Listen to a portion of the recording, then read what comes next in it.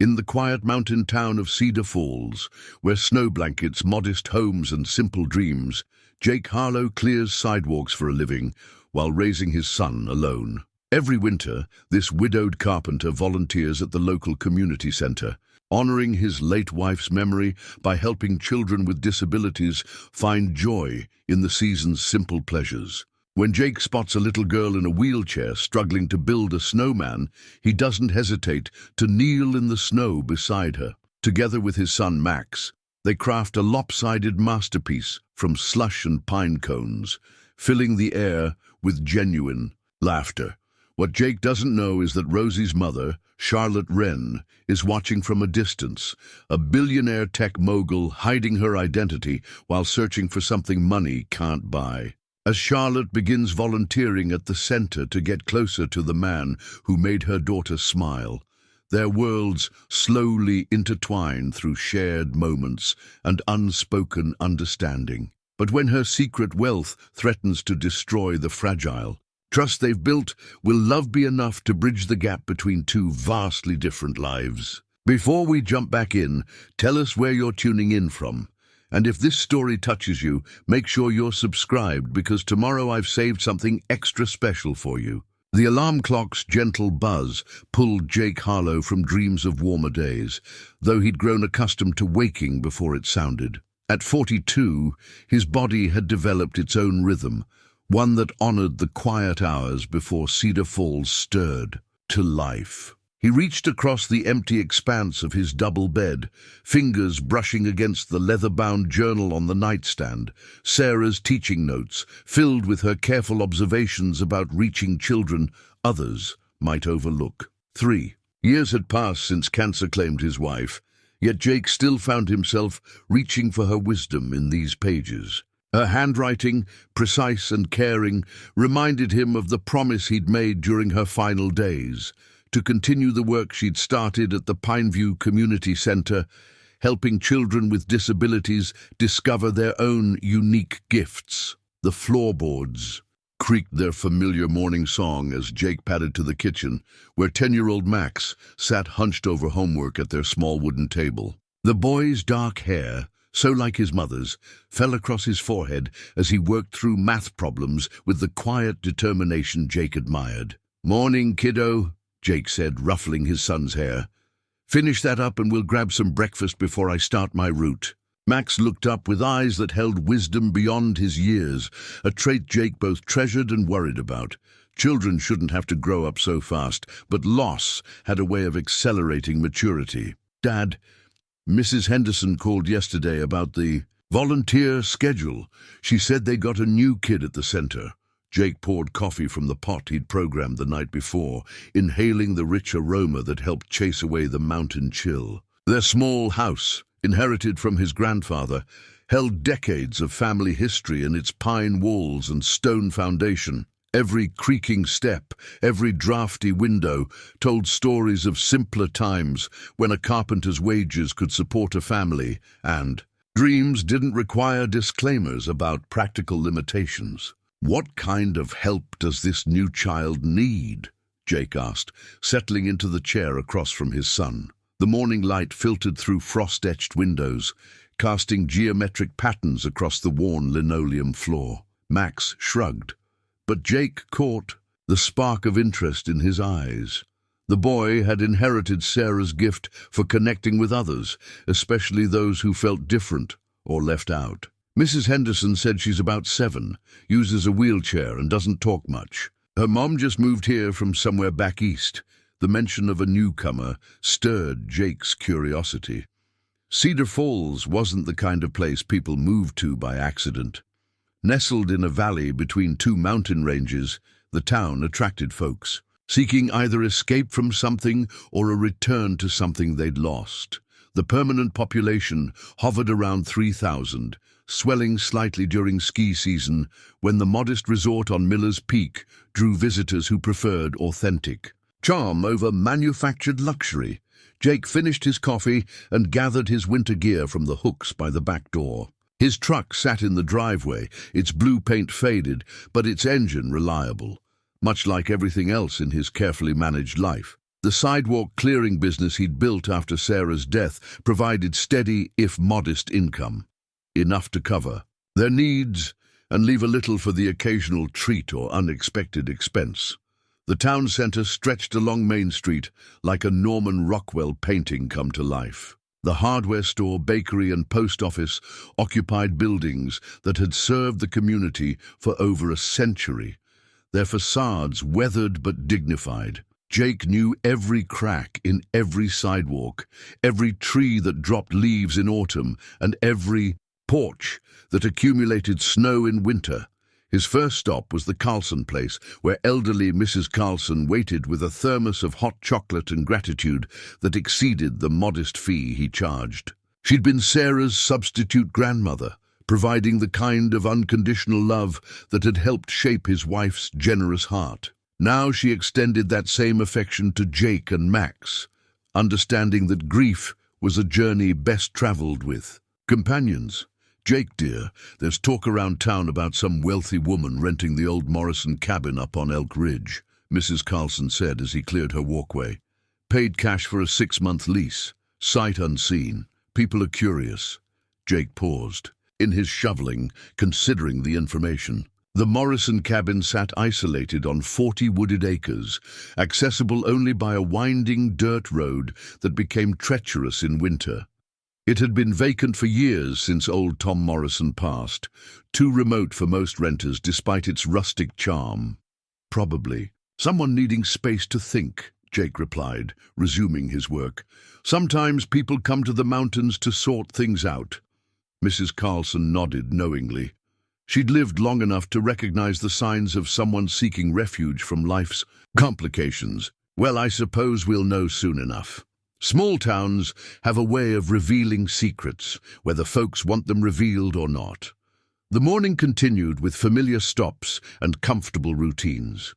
Jake cleared paths for the elderly, the busy, and the grateful, each interaction reinforcing his connection to the community that had embraced him since childhood. Cedar Falls operated on principles of mutual support and quiet dignity, values that felt increasingly rare in a world obsessed with instant gratification and public recognition.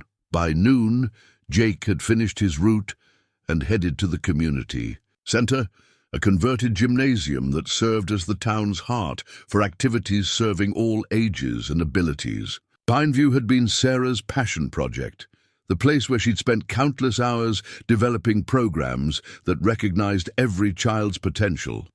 The center buzzed with its usual energy as Jake entered through the main doors.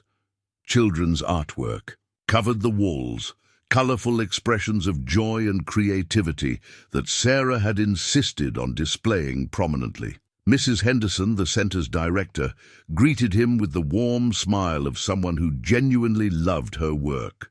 "Jake, perfect timing," she said, approaching with a clipboard and the efficient manner that kept the center running smoothly. "I wanted to talk with you about our new participant before you meet her." They walked toward the main activity room, where Jake could hear the familiar sounds of children engaged in various projects. The center served about 30 kids regularly, ranging from those with mild learning differences to others facing more significant challenges. Sarah's philosophy had been simple. Every child deserved to feel valued and understood. "Rosie Patterson is 7 years old," Mrs. Henderson explained, lowering her voice as they paused outside the activity room.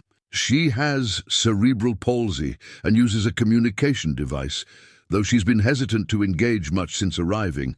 Her mother seems, well, she's polite but distant, pays in cash, doesn't offer much personal information." Jake peered through the window into the activity room, where children worked on various projects under the supervision of volunteers and staff.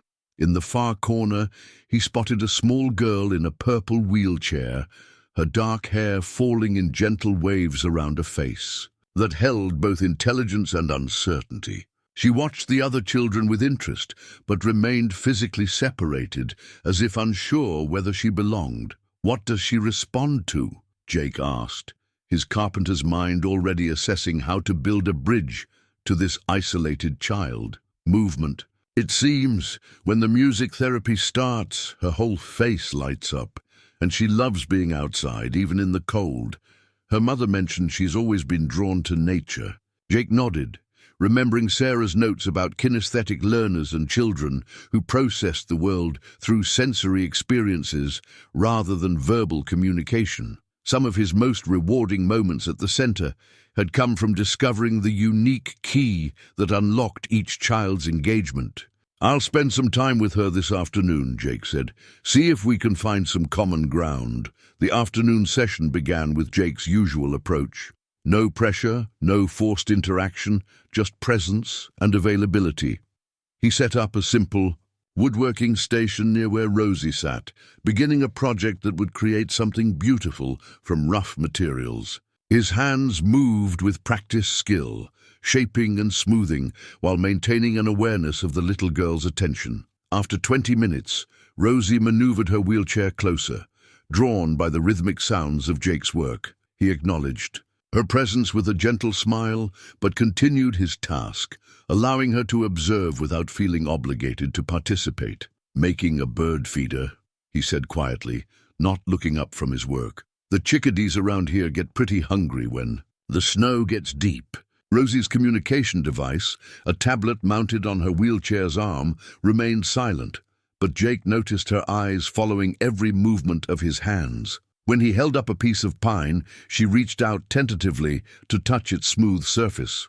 "Nice wood, isn't it?" Jake said, offering her a small scrap to hold.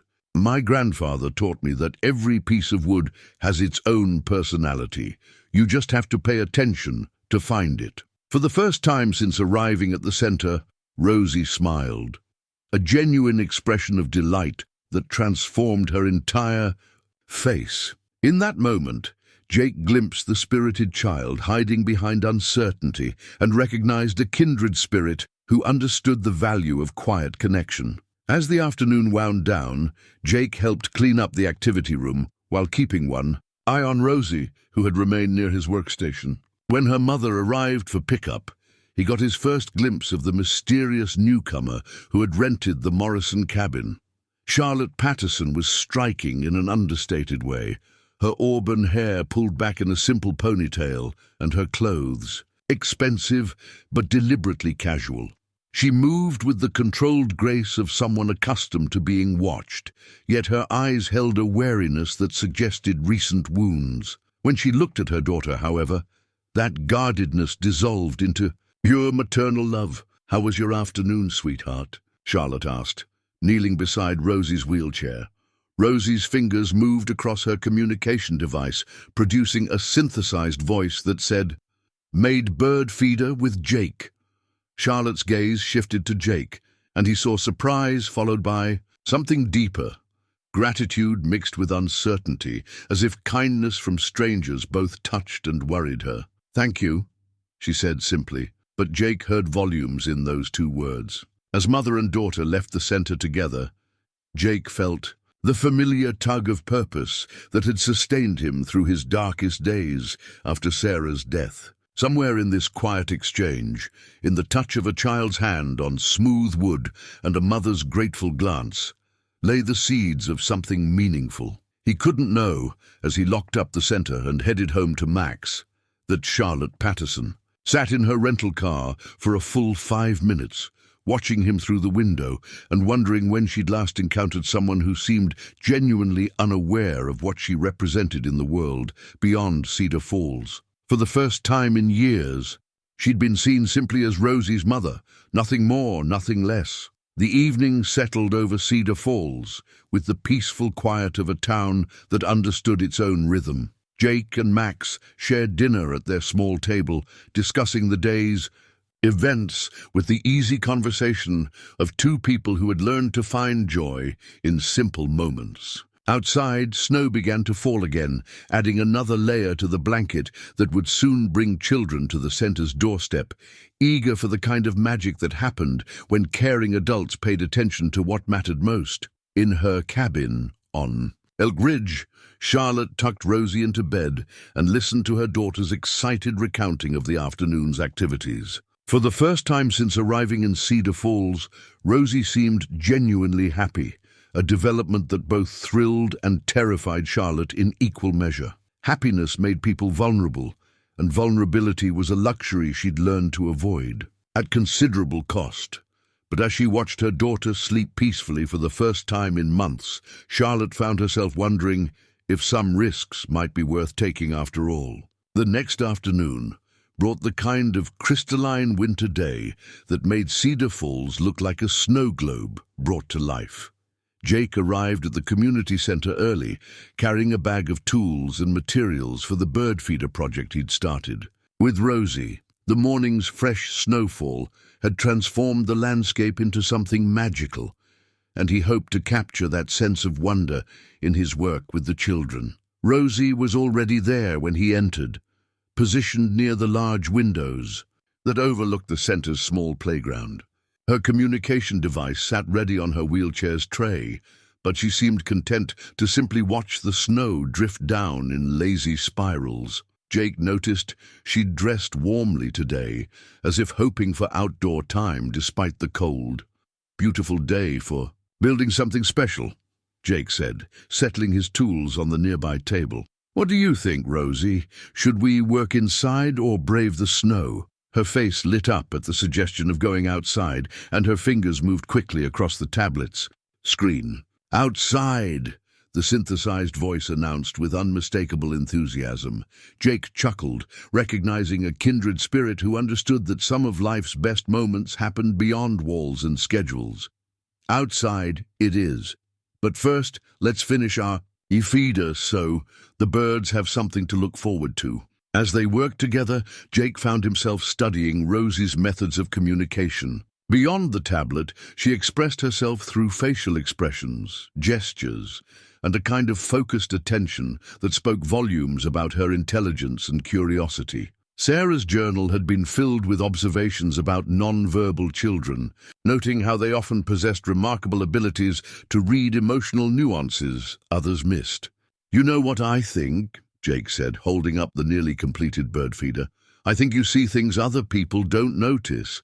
That's a pretty special gift." Rosie's smile confirmed his suspicion, and she pointed toward the window where a small group of children had gathered to build snow figures in the playground. Her meaning was clear. She wanted to join them, to be part of the joy rather than merely observing it. Jake glanced around the activity room, noting that the other volunteers were occupied with indoor projects. Mrs. Henderson was in her office, handling administrative tasks, and the afternoon seemed to stretch ahead with possibilities.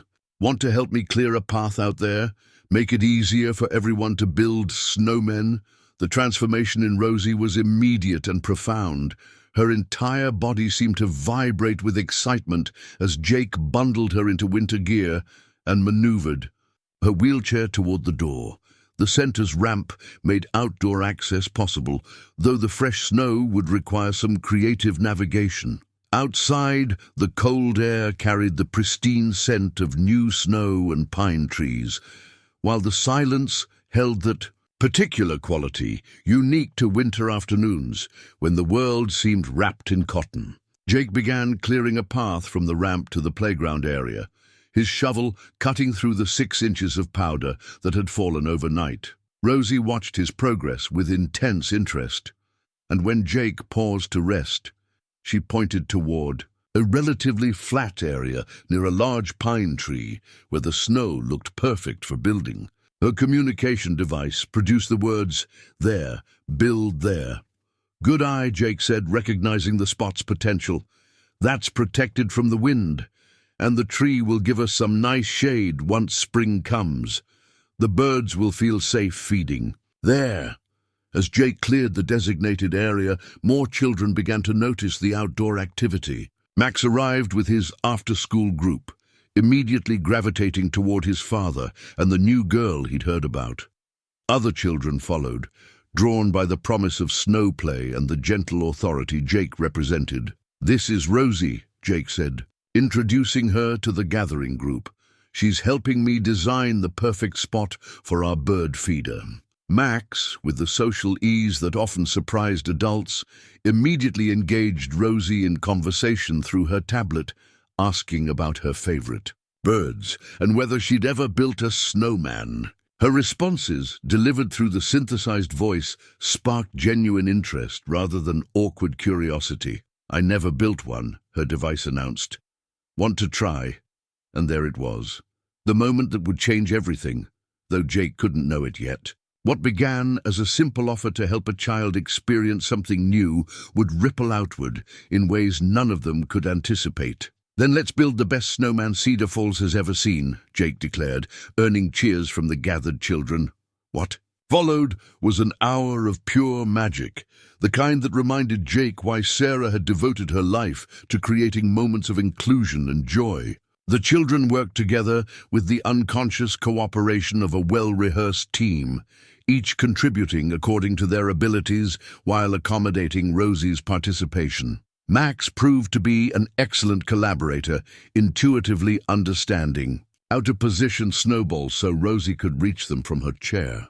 Other children brought armfuls of snow to build up the base, while Jake provided engineering guidance and moral support. Rosie's job, which she approached with serious dedication, was to smooth and shape the sections she could reach, her small hands working to perfect each curve and angle. The snowman that emerged was gloriously imperfect, lopsided and character-filled, with pinecone buttons Jake had saved from his woodworking projects and a crooked plaid scarf donated by one of the older children. But Rosie's laughter, bright and uninhibited, transformed the humble creation into something magnificent. "He needs a name," Max announced, stepping back to admire their work. Rosie's fingers moved across her tablet, and after a moment of consideration, the device spoke. "Friendly? His name is Friendly." Jake felt a familiar tightness in his throat, the kind that came when witnessing moments of pure childhood magic. Sarah would have loved this scene, the inclusive joy, the way barriers dissolved when children were allowed to simply be children together. As the afternoon light began to fade, casting long purple shadows across the snow, Jake became aware of being watched. Turning toward the parking area, he spotted a figure standing beside a dark SUV, partially hidden behind other vehicles, but clearly observing the playground activity. Even at a distance, he recognized Charlotte Patterson's silhouette, and something in her posture suggested she'd been there for some time. Jake raised his hand in a friendly wave, but she stepped back slightly, as if reluctant to acknowledge her presence. When Charlotte emerged from behind the SUV to collect Rosie, Jake noticed. She moved with careful deliberation, maintaining a polite distance even as her eyes took in every detail of the scene. Her daughter's joy was impossible to miss. Rosie's entire being radiated happiness as she pointed excitedly at their snowman creation. "Mom!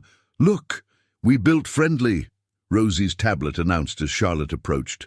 Charlotte's expression softened as she knelt beside her daughter's wheelchair, and Jake caught a glimpse of the woman behind the carefully maintained reserve. "He's wonderful, sweetheart. You did an amazing job." Jake helped. "And Max, and everyone," Rosie continued, her words tumbling out through the device with unusual fluency. Charlotte's gaze met Jake's briefly, and he saw something complex pass across her features, gratitude mixed with what might have been longing, as if she wanted to join the easy camaraderie, but didn't know how. "Thank you," she said to Jake, the same simple words from the day before, but this time they carried additional weight. It's been a while since she's been this excited about anything. Jake felt the pull of curiosity about this reserved woman and her obviously challenging circumstances, but Sarah's training had taught him to respect boundaries while remaining available for connection. She's a natural collaborator, has great instincts for what works. As Charlotte helped Rosie navigate from the playground back to their vehicle, Jake noticed the expensive functionality of everything they used. The high-tech communication device, the specialized wheelchair, the SUV equipped with accessibility features. The contrast with Cedar Falls' modest resources was stark, raising questions about what had brought them to this particular place at this particular time. "Will Friendly still be here tomorrow?" Rosie asked through her tablet as they prepared. "To leave, as long as the weather cooperates." Jake assured her. "And if something happens to him, we can always build another one." After they left, Jake helped the other children clean up while processing the afternoon's events. Something about Charlotte Patterson didn't quite fit the profile of a typical newcomer seeking small-town simplicity. Her clothes, while casual, bore the subtle markers of serious money. Her daughter's equipment represented thousands of dollars in specialized technology. Yet they'd chosen to winter in Cedar Falls, far from the kind of resources and amenities that wealth usually demanded. Max, ever perceptive, voiced what Jake was thinking as they walked home together. "She seems sad, Dad. Rosie's mom, I mean. Like she's worried about something." Jake considered his son's observation, remembering Sarah's conviction that children often saw emotional truths adults missed or ignored. "Sometimes people carry heavy things that don't show on the outside. The best we can do is be kind and let them know they're welcome." That evening, as Jake tucked Max into bed, his son asked the question that had been forming in his own mind. "Do you think they'll stay? Rosie and her mom?" "I don't know, buddy. But I hope they give Cedar Falls a chance to show them what we're about." What Jake couldn't know was that Charlotte Patterson was asking herself the same question as she sat in the Morrison cabin's living room, watching Rosie play contentedly with wooden blocks while the day's events replayed in her mind. For 7 years, she'd built walls around their life, creating safe spaces where her daughter could thrive without being defined by disability or overshadowed by wealth. But this afternoon, watching Rosie laugh with genuine abandon while building an imperfect snowman with a group of accepting children, Charlotte had glimpsed something she'd almost forgotten existed: the possibility of belonging somewhere simply for who they were, not what they represented. The risk terrified her. In Charlotte's experience, authentic connections dissolved the moment people learned about her net worth and the company that bore her name. But Rosie's happiness was undeniable, and the careful isolation that had protected them for so long was beginning to feel more like a prison than a sanctuary. As she tucked her daughter into bed, Rosie's tablet delivered one final message: "Tomorrow, build another snowman with Jake."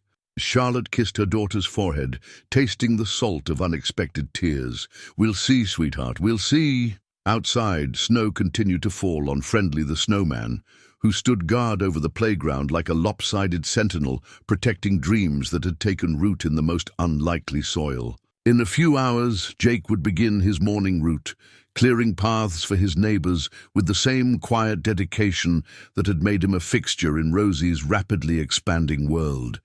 Neither Charlotte nor Jake could predict how dramatically their lives would intertwine in the days ahead, or how a simple act of inclusion would unlock doors both had thought permanently sealed. But in the silence of that snowy night, possibilities gathered like drifts against windows, waiting for morning light to reveal their potential. The decision came to Charlotte during the pre-dawn hours, when Rosie's peaceful breathing was the only sound in the cabin, and her own restless thoughts had finally quieted enough to hear her heart's whisper. She would volunteer at the community center, not as Charlotte Wren, CEO of Wren Technologies, but as Charlotte Patterson, a name she'd legally adopted years ago to create privacy for herself and protection for Rosie. By morning, she'd assembled what she hoped would pass for a local volunteer's wardrobe: worn jeans purchased online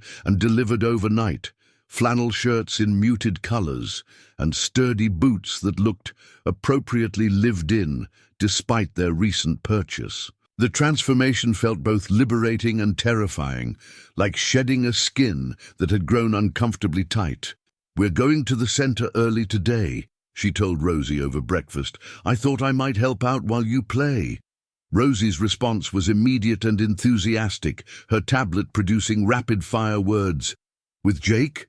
Build more snowmen?" Charlotte's chest tightened with a familiar protective instinct. Rosie's attachment to people developed quickly and ran deep, a beautiful trait that made her vulnerable to disappointment when connections proved temporary. "Maybe we'll see who's there." The community center's morning energy was different from the afternoon sessions Charlotte had observed.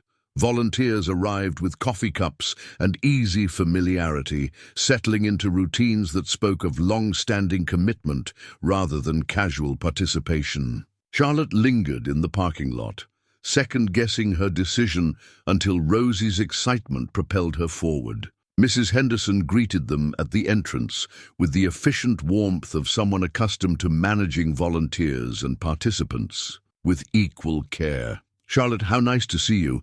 Are you interested in helping out today?" "If there's something useful I can do," Charlotte replied, hyper-aware of every word and gesture that might reveal more than she intended.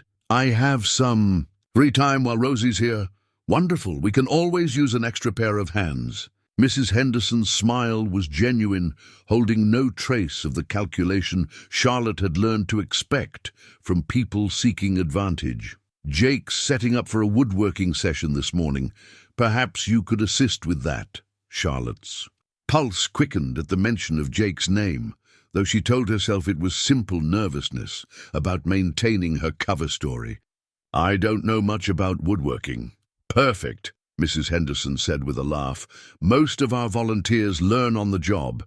The children respond well to adults who are discovering things alongside them." The activity room hummed with preparation.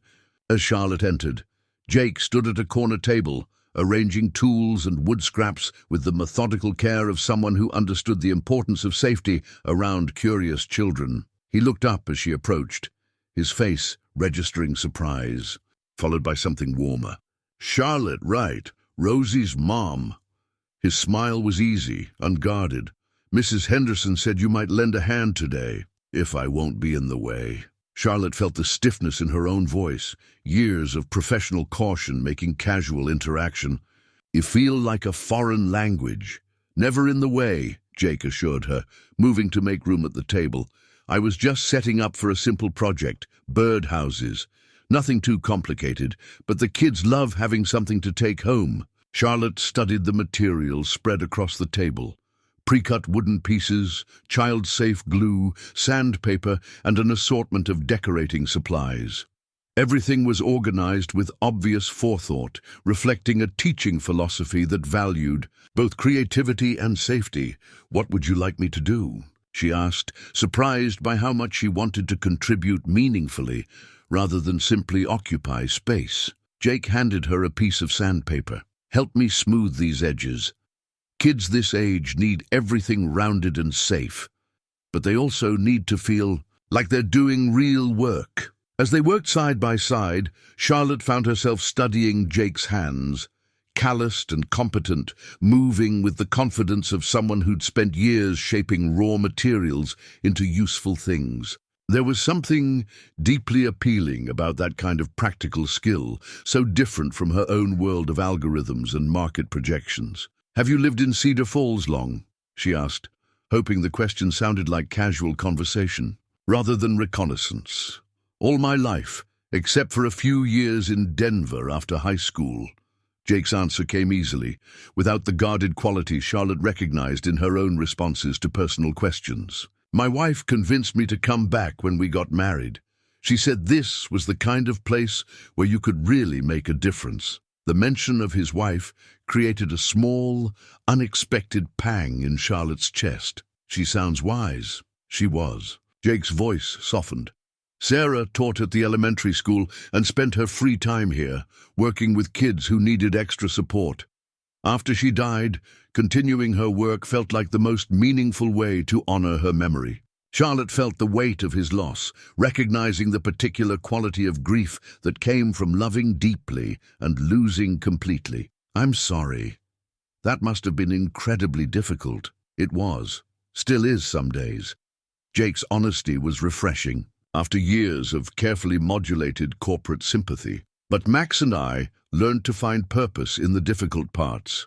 Makes the good moments feel even more precious." Before Charlotte could respond, children began arriving for the morning session, their energy transforming the quiet preparation into animated activity. Rosie maneuvered her wheelchair toward their table with obvious excitement, her communication device already loaded with greetings for Jake and questions about the day's project. "Birdhouses," her tablet announced. "Can mine be purple?" "Any color you want," Jake assured her, then glanced at Charlotte. "Your mom's going to help us today. Think she'll be good at this?" Rosie's gaze moved between the adults, and Charlotte saw a spark of something complex in her daughter's expression, hope mixed with the wariness that came from too many disappointing transitions. "Maybe," the tablet said diplomatically. What followed was an hour of concentrated chaos as 8 children worked on their individual projects with varying degrees of success and enthusiasm. Charlotte found herself assigned to Max, Jake's son, who possessed his father's patience and an endearing determination to help everyone succeed. "The trick is not to use too much glue," Max explained seriously, demonstrating proper technique.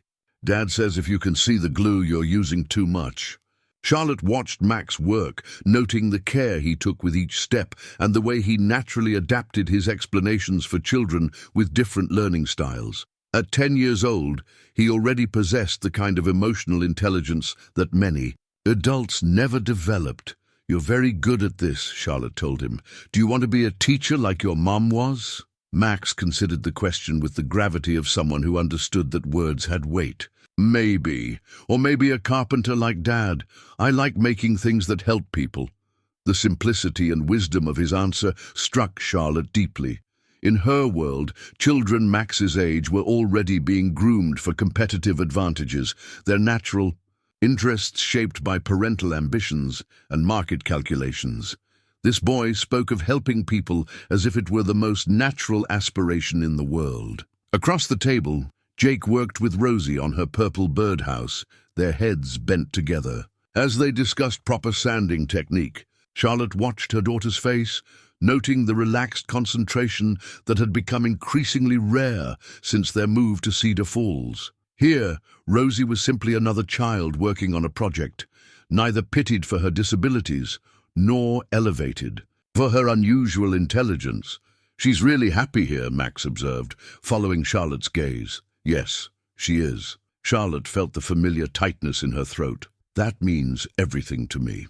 "Dad says happiness is contagious," Max continued, applying glue with careful precision. "When you help someone else be happy, it makes you happy too." Charlotte studied this wise child, wondering how Jake had managed to raise someone so emotionally mature while dealing with his own grief and challenges.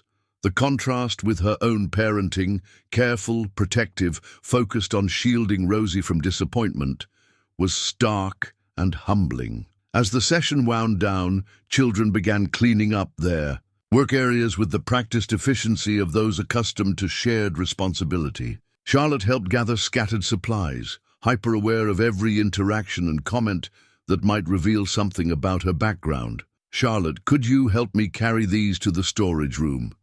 Jake asked, indicating a box of tools and leftover materials. The storage room was small and dimly lit, filled with the accumulated supplies of dozens of creative projects. As they stacked materials on designated shelves, Charlotte became acutely aware of Jake's presence. His height, the clean scent of wood shavings that clung to his clothes, the quiet competence with which he moved through familiar space. "Thank you for helping today," he said, turning to face her in the confined space.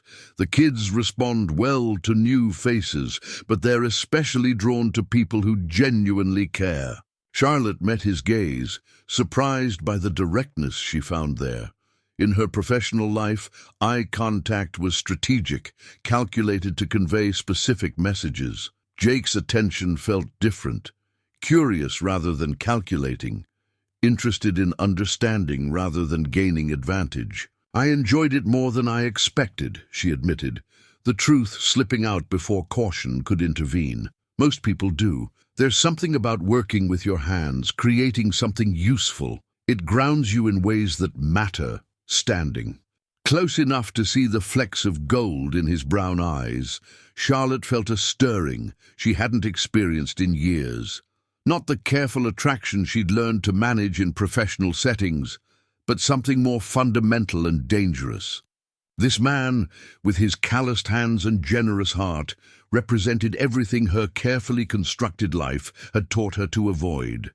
Genuine connection, emotional risk, the possibility of being known rather than simply understood. "I should check on Rosie," she said, stepping back toward the door. Jake nodded, but something in his expression suggested he'd felt the moment too. That brief recognition of possibility between two people who'd learned to expect disappointment. As they returned to the main room, Charlotte found Rosie showing her completed birdhouse to Mrs. Henderson, the purple paint still wet and wonderfully uneven. Her daughter's pride was unmistakable, the kind that came from personal accomplishment, rather than external validation. "It's beautiful, sweetheart," Charlotte said, kneeling beside the wheelchair. "You should be proud of your work." "Tomorrow, hang it outside," Rosie's tablet asked, "for the birds to find." Charlotte glanced at Jake, who had moved to help other children with their cleanup. The question implied a future, a tomorrow that included returning to this place and these people. For someone who'd spent years planning exit strategies and maintaining emotional distance, the assumption was both thrilling and terrifying. "We'll see," she said, the same answer she'd given the night before. But as Rosie's face lit up with anticipation, Charlotte realized her daughter had heard something different in those words. Not caution, but possibility. As they prepared to leave, Mrs. Henderson approached with a volunteer schedule. "Charlotte, if you're interested in helping regularly, we have openings Tuesday and Thursday mornings. No pressure, of course, but we'd love to have you." Charlotte accepted the schedule with hands that trembled slightly, another small step toward something she couldn't quite name. "I'll think about it."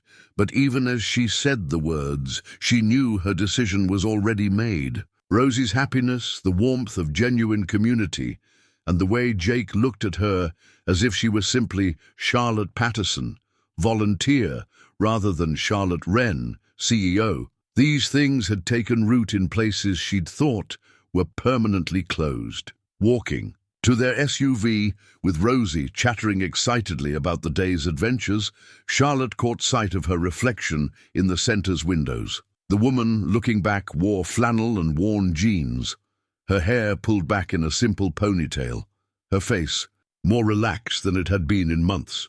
She looked like someone who belonged in Cedar Falls, someone who might volunteer at community centers and help children build birdhouses. The transformation was more than cosmetic, and that was what made it so dangerous.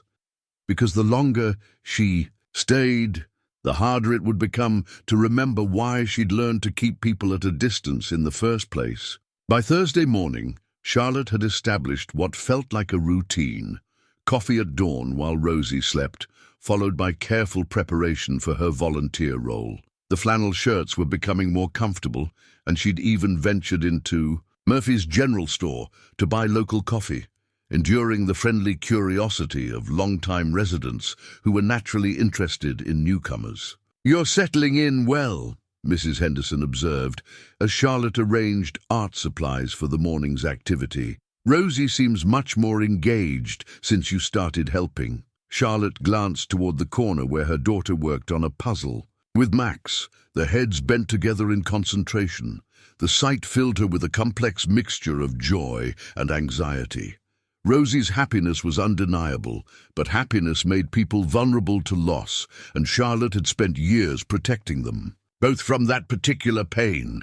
"She's always been social," Charlotte said carefully, "just needed the right environment." "And the right people," Jake added, appearing beside them with his usual armload of project materials. "Sometimes it takes a special combination of factors for children to feel safe enough to really engage."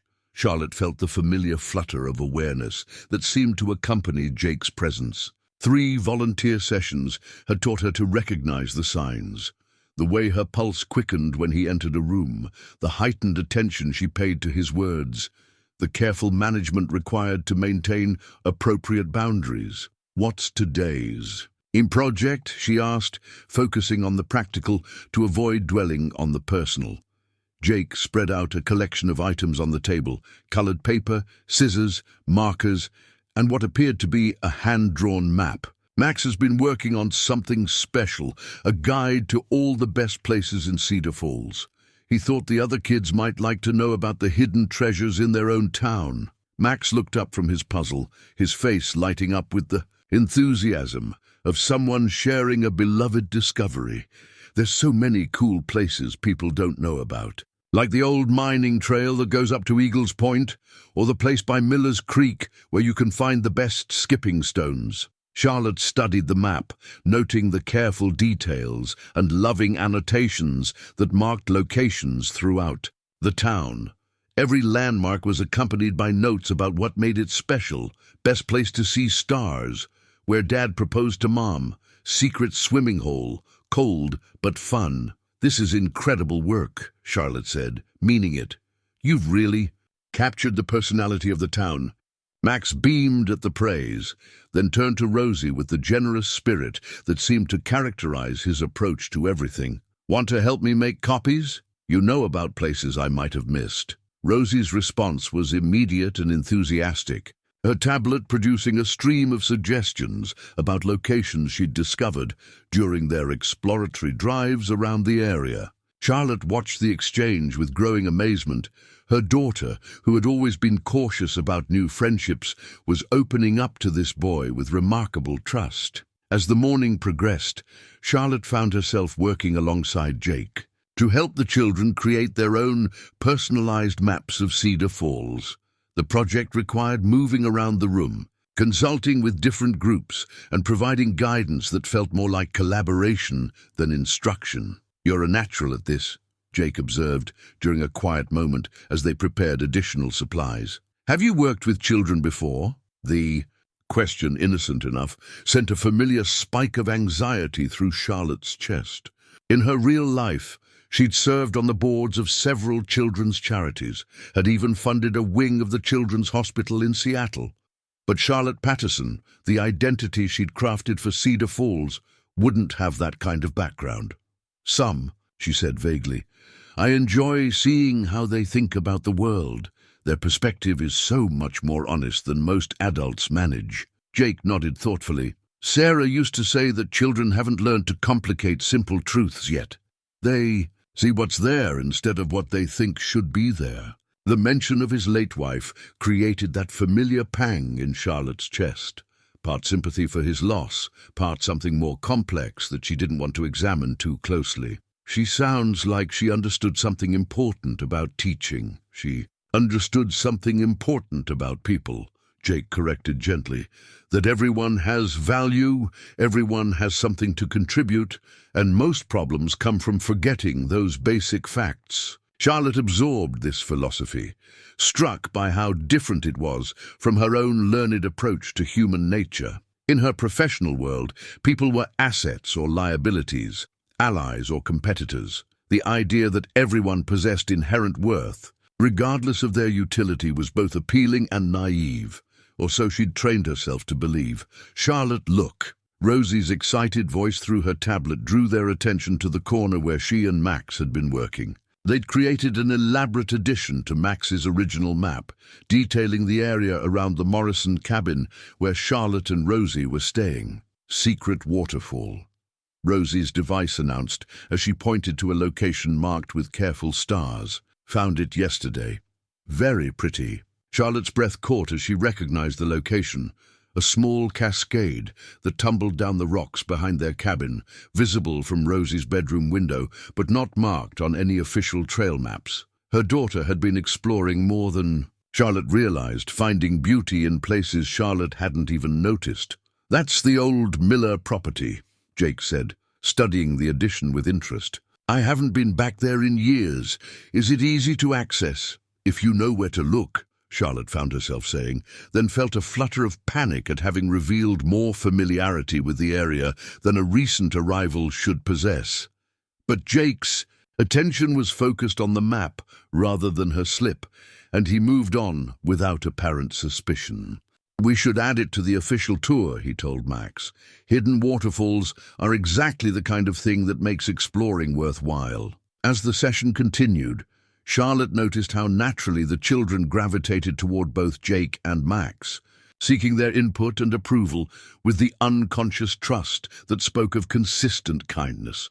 She found herself studying the father-son dynamic, noting how Jake balanced guidance with independence, structure with creativity. "How do you do it?" she asked during another quiet moment. "Raise him to be so confident and generous while dealing with your own grief." Jake paused in his arrangement of colored pencils, considering the question with the seriousness it deserved. "I try to remember that he's watching me figure out how to handle difficult things. If I want him to face challenges with grace and compassion, I need to model those qualities, even especially when I don't feel particularly graceful or compassionate." The honesty of his answer hit Charlotte with unexpected force. In her own parenting, she'd focused so intensely on protecting Rosie from difficulty that she'd perhaps forgotten to show her how to navigate it with resilience and hope. "That's harder than it sounds," she admitted. "Most worthwhile things are," Jake replied, then looked at her with that direct gaze that always made her feel simultaneously seen and exposed. "But you're clearly doing something right. Rosie's remarkable, intelligent, creative, brave. Those qualities don't develop by accident." The unexpected praise brought tears to Charlotte's eyes, surprising her with their intensity. When had someone last complimented her parenting without qualification or agenda? In her regular life, Rosie was either pitied for her disabilities or praised in ways that felt performative, designed to demonstrate the speaker's enlightenment rather than recognize her daughter's actual achievements. "She's pretty wonderful," Charlotte managed, her voice slightly unsteady. "Takes after her mom, I imagine," Jake said quietly, and something in his tone made Charlotte look up to find him watching her with an expression she couldn't quite read. The moment stretched between them, charged with possibilities that Charlotte didn't dare examine too closely. In the background, children's voices provided a soundtrack of innocent activity, but she was hyper-aware of Jake's presence, of the way he was looking at her as if seeing something that pleased him. "Charlotte, can you help us?" Max's voice broke. The spell, and Charlotte turned gratefully toward the safer territory of children's projects. The rest of the morning passed in a blur of creative activity and easy conversation. Charlotte found herself laughing more than she had in months, drawn into the infectious enthusiasm of children discovering their own creativity. When clean-up time arrived, she felt a genuine pang of disappointment that the session was ending. "Same time Tuesday?" Mrs. Henderson asked as Charlotte gathered her things. "Yes," Charlotte heard herself saying before caution could intervene. "I'll be here." As she and Rosie prepared to leave, Jake approached with something in his hands, a small, carefully wrapped package. "For Rosie," he said, offering it with a slight smile. "A little thank you for sharing her secret waterfall with us." Rosie's excitement was immediate and infectious as she unwrapped the gift to reveal a small wooden bird, carved with exquisite detail and painted in soft colors that caught the afternoon light. It was clearly handmade, the work of someone with considerable skill and patience. "It's beautiful," Charlotte breathed, recognizing the hours of work that had gone into the creation. "Chickadee," Rosie's tablet announced with delight, "like the ones at our feeder." Jake knelt beside her wheelchair, bringing himself to her eye level.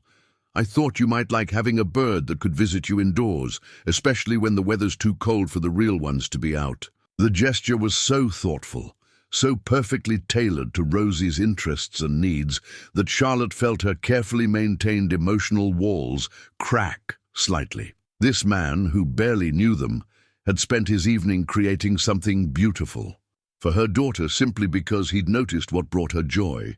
"Thank you," Charlotte said, the words inadequate to express the depth of her gratitude. "That's incredibly kind."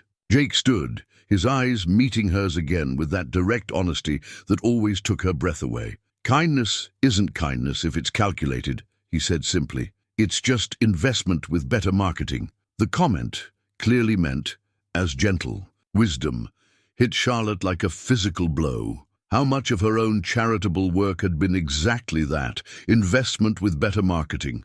How many of her gestures toward others had been calculated for maximum positive impact rather than genuine, caring? As they walked to their SUV, Rosie clutching her wooden bird and chattering excitedly about showing it to the real chickadees at their cabin, Charlotte found herself wrestling with uncomfortable questions about authenticity and motivation. "Mom," Rosie's tablet said as Charlotte secured her wheelchair in the vehicle, "Jake is nice." "Yes, he is," Charlotte agreed, the understatement making her smile despite her inner turmoil. "Max, too. They make me happy." Charlotte met her daughter's eyes in the rearview mirror, seeing a contentment there that had been missing for far too long. "They make me happy too, sweetheart." The admission, spoken aloud, felt both liberating and terrifying, because happiness, Charlotte had learned, was a luxury that people like her couldn't afford to depend on. Happiness made you vulnerable, and vulnerability was something she'd spent years learning to avoid. But as they drove back to the Morrison cabin, Rosie humming contentedly while examining her carved bird, Charlotte found herself wondering if maybe, just maybe, some risks were worth taking after all, especially when the alternative was the careful isolation that had kept them safe but increasingly lonely. That evening, as she tucked Rosie into bed, her daughter's tablet delivered one final message. "Can we stay here, in Cedar Falls, Charlotte?" It kissed her daughter's forehead, tasting salt she hadn't realized was there. "We'll see, sweetheart, we'll see." But for the first time since arriving in the mountain town, Charlotte's standard non-answer felt less like postponement and more like genuine consideration of possibilities she'd never allowed herself to imagine. The invitation came on a Tuesday afternoon, casual and unexpected, as Charlotte helped clean paintbrushes after the children's art session. Jake had been quieter than usual during the morning, focused on his work with an intensity that seemed to indicate deeper thoughts at play. "Charlotte," he said as they worked side by side at the utility sink, "I was wondering if you and Rosie might like to see my workshop sometime. Max has been asking to show off his woodworking projects, and I thought Rosie might enjoy seeing where some of the center's supplies come from." The invitation was simple enough, but Charlotte felt the weight of what it represented, a glimpse into Jake's private life, beyond the public space of the community center where their interactions had carefully defined boundaries. "When were you thinking?" she heard herself ask, surprising herself by not immediately deflecting with polite excuses. "Saturday afternoon. I usually spend a few hours in the shop on weekends, and Max likes having company for his projects." Jake's tone was casual, but Charlotte caught something more intentional beneath the surface. Nothing fancy, just a chance to see how things get made. Charlotte glanced toward the corner where Rosie and Max were engaged in animated conversation about the afternoon's painting project. Her daughter's face glowed with the kind of happiness that had become precious and rare, and the thought of extending that joy into new experiences felt both appealing and dangerous. "I think Rosie would love that," Charlotte said carefully. "She's been fascinated by all the wooden toys and projects you bring to the center." Jake's smile was warm and unguarded. "It's settled then. Saturday around 2? I'll give you directions." As he wrote his address on a scrap of paper, Charlotte noticed the calluses on his fingers, the careful way he formed each letter, the small scar near his thumb that spoke of years working with tools and materials that demanded respect. Everything about Jake spoke of authenticity and earned competence, qualities that stood in stark contrast to her own world of theoretical knowledge and delegated execution. The rest of the week passed with Charlotte oscillating between anticipation and anxiety about the weekend visit. She found herself paying closer attention to Jake's hands as he worked, imagining the workshop where those skilled fingers shaped raw wood into useful and beautiful things. The thought of seeing him in his own creative space felt intimate in ways that made her pulse quicken and her rational mind issue warnings. Saturday arrived with the kind of crisp winter clarity that made Cedar Falls look like a postcard.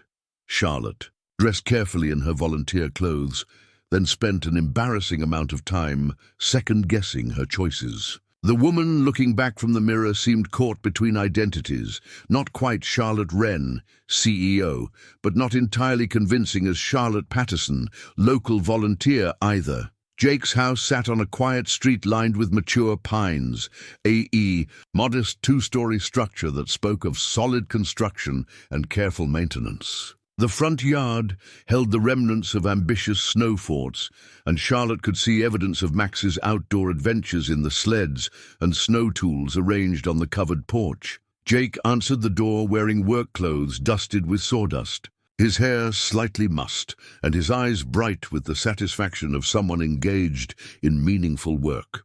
"Perfect timing," he said, stepping aside to welcome them in.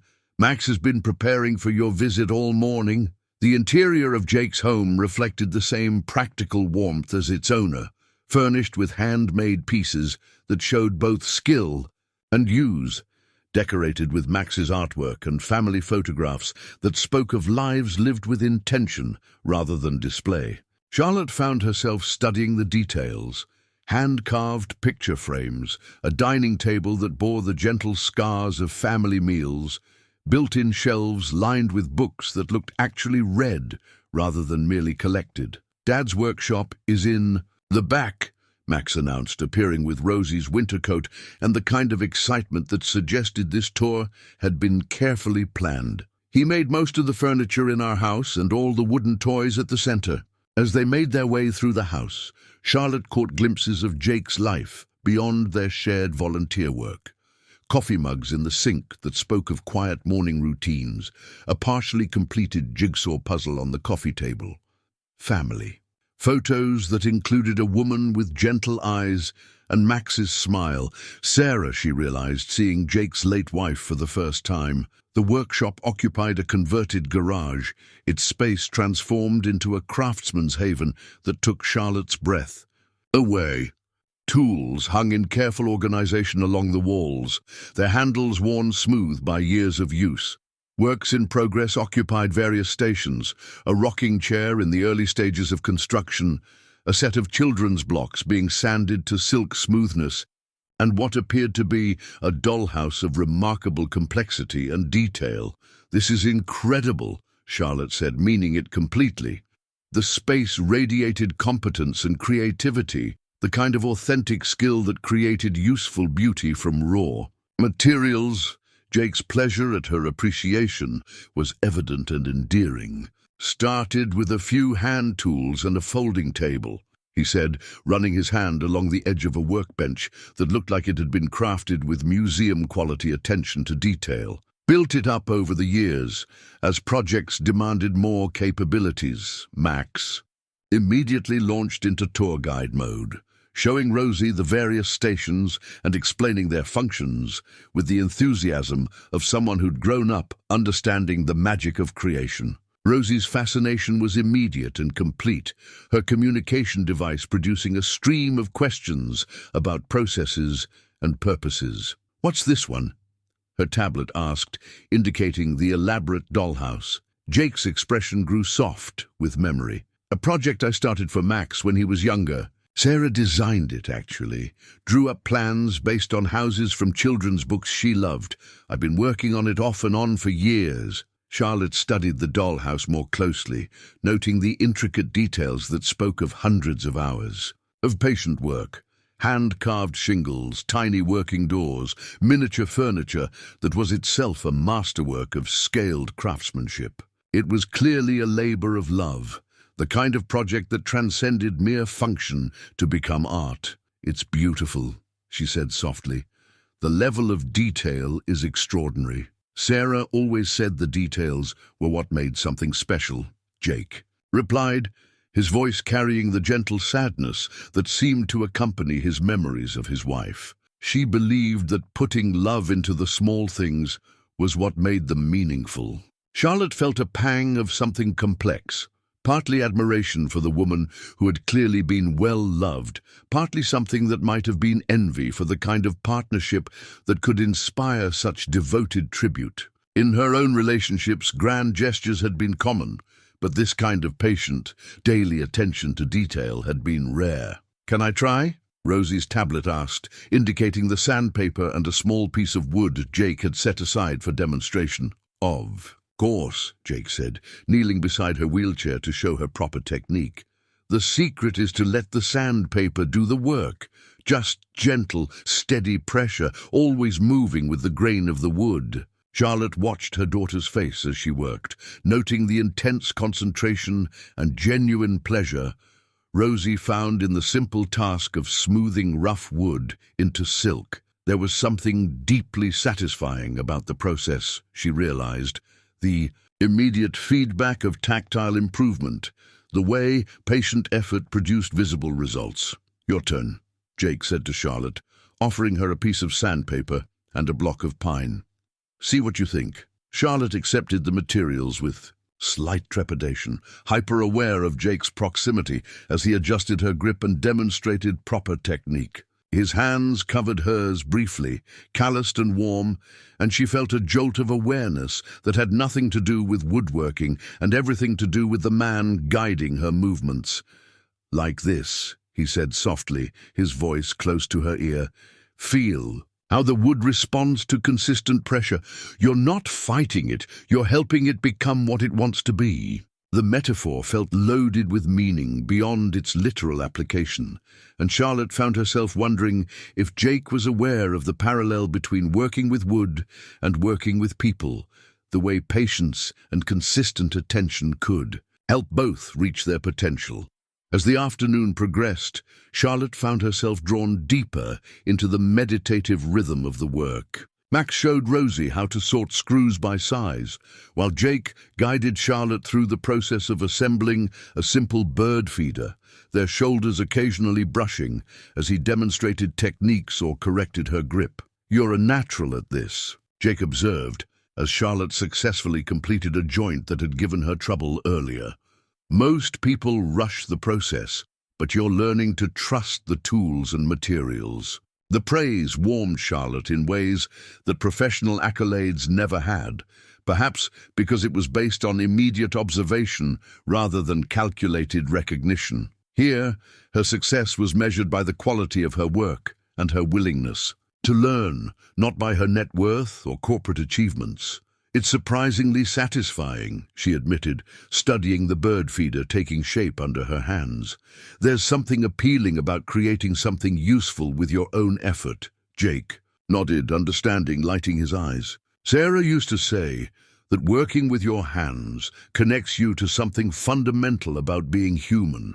We're meant to create, to transform raw materials into things that serve life." As the light began to fade outside the workshop windows, Charlotte realized they'd spent nearly 3 hours engaged in various projects, the time passing with the easy flow that marked meaningful engagement.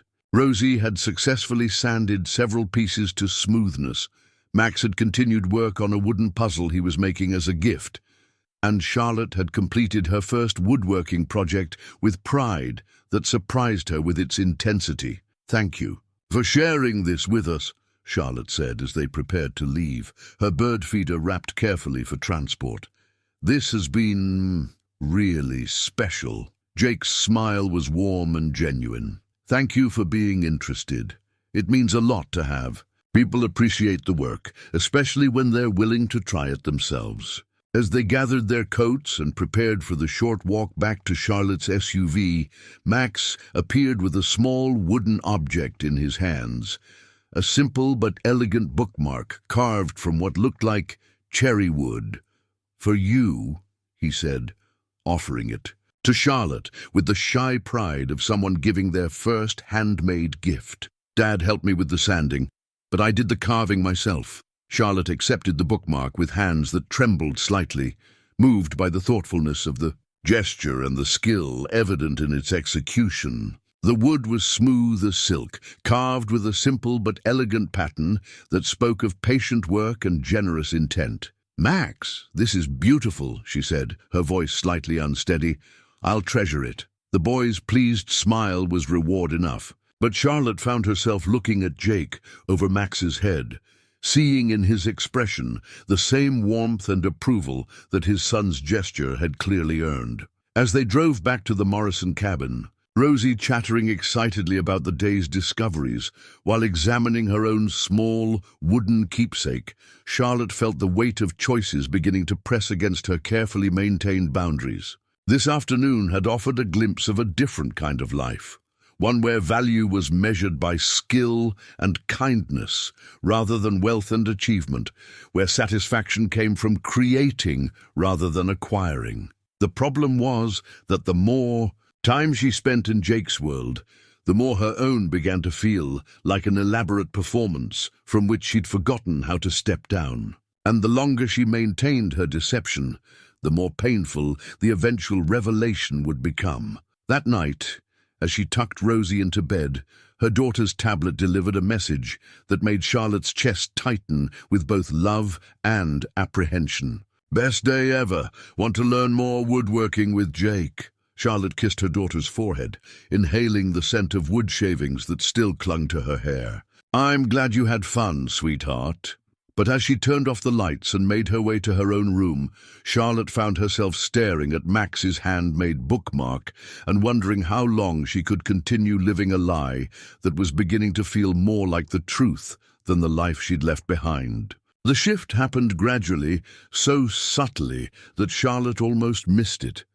What began as volunteer sessions twice a week evolved into longer stays, coffee shared in the community center's small kitchen, and conversations that stretched beyond the practical concerns of children's activities into something more personal and dangerous. It was during one of these extended conversations, 3 weeks after the workshop visit, that Charlotte found herself alone with Jake in the center's main room as late afternoon light slanted through the windows. The children had been picked up, other volunteers had departed for their evening routines, and the building held that particular quiet that comes after purposeful activity has ended. "I've been thinking about what you said last week," Jake said, as they stacked chairs and restored order to the space. "About finding meaning in work that serves others." Charlotte paused in her task, remembering the conversation he referenced, a discussion about career satisfaction that had required careful navigation to avoid revealing too much about her actual professional life. "What about it? It made me wonder about your background," Jake continued, his tone casual but his attention focused. "You have insights about leadership and organizational behavior that don't quite fit with—" He gestured vaguely at their surroundings. "Well, with someone just volunteering at a small-town community center," the observation sent a familiar spike of anxiety through Charlotte's chest. In her months in Cedar Falls, she'd grown comfortable enough with her assumed identity to occasionally forget the careful boundaries it required. Apparently, her professional knowledge had been showing through her volunteer persona more than she'd realized. "I did some corporate work before Rosie was born," she said carefully, crafting a response that held enough truth to feel authentic. "Nothing too exciting, but enough to understand how organizations function." Jake nodded, seemingly satisfied with the explanation, but Charlotte caught something in his expression that suggested he'd filed the information away for further consideration. The reminder that her deception required constant vigilance was unsettling, especially when his company had begun to feel like the most natural thing in her carefully constructed world. "Want to see something?" Jake asked, apparently shifting subjects as he moved toward a closet Charlotte had noticed but never seen, opened. He emerged with a photograph album, its cover worn with handling and its pages thick with memories. "Sarah's documentation of the center's early days," he explained, settling into one of the child-sized chairs with an ease that spoke of long familiarity with improvised adult furniture. Charlotte joined him, hyper-aware of his proximity as he opened the album to reveal page after page of photographs chronicling the community center's development. Sarah appeared in many of the images, a woman with kind eyes and an infectious smile, captured in moments of teaching, laughing, and clearly loving her work with the children. She started this place with nothing but conviction and stubbornness, Jake said, his voice soft with memory as he pointed to an early photograph showing Sarah in an empty room with a handful of children and a box of donated supplies. Spent 2 years convincing the town council that Cedar Falls needed dedicated programming for kids with special needs. Charlotte studied the progression of images, watching the space transform from empty rooms to the vibrant, well-equipped center she knew today. But it was Sarah herself who captured her attention, the way she seemed to glow with purpose in every photograph, the obvious affection the children showed her, the pride in Jake's face when he appeared beside her in family shots. She was beautiful, Charlotte said quietly, meaning it in ways that went beyond physical appearance. Inside and out, Jake agreed, turning a page to reveal a photograph that made Charlotte's breath catch. It showed Sarah in what was clearly a hospital bed, pale and thin from her illness, but surrounded by cards and drawings from the children at the center. Her smile, though fragile, still held the warmth that seemed to define her essence. This was taken about a month before she died, Jake said, his finger tracing the edge of the photograph with gentle care. She insisted on reviewing plans for the center's expansion even when she could barely stay awake for an hour at a time. Charlotte felt tears threatening, moved not just by the obvious tragedy of Sarah's early death, but by the love that surrounded her even in her final weeks. She knew how much she meant to people. I think so, Jake said, closing the album and setting it aside. But I also think she worried about what would happen to the center after she was gone. Whether I'd have the heart to continue her work. The admission carried weight that Charlotte recognized, the burden of living up to someone else's legacy while dealing with personal grief. You've done more than continue it, she said softly. You've honored it. Jake looked at her with surprise, as if he hadn't expected such insight from a relative newcomer to the community. Some days it feels like I'm just going through the motions, trying to remember what Sarah would have done in each situation. And other days? Other days it feels like I'm finally understanding what she saw in this work, the way small acts of attention can transform a child's sense of their own possibility. He paused, studying Charlotte's face with that direct gaze that always made her feel simultaneously seen and exposed. You understand that, I think. I see it in how you work with the children, especially Rosie. The compliment hit Charlotte harder than expected, perhaps because it touched on the part of her life that mattered most. Everything else about her identity in Cedar Falls was constructed, but her love for Rosie and her desire to help other children was absolutely genuine. Rosie has taught me more than I ever taught her, Charlotte said, the truth slipping out before caution could intervene. About resilience, about finding joy in unexpected places, about the courage it takes to trust people when you've been hurt. Jake's attention sharpened, and Charlotte realized she'd revealed more than intended about their personal history. In her carefully crafted identity, she'd positioned herself as a woman seeking small-town peace, not someone fleeing from pain that required courage to overcome. She's been hurt? Jake asked gently, his carpenter's instincts apparently extending to emotional repair as well as physical construction. Charlotte felt the familiar weight of protective secrecy, the impulse to deflect and minimize that had become second nature. But something about the quiet privacy of the empty center, the warmth in Jake's voice, and the photographs of Sarah's courage made her want to offer something real.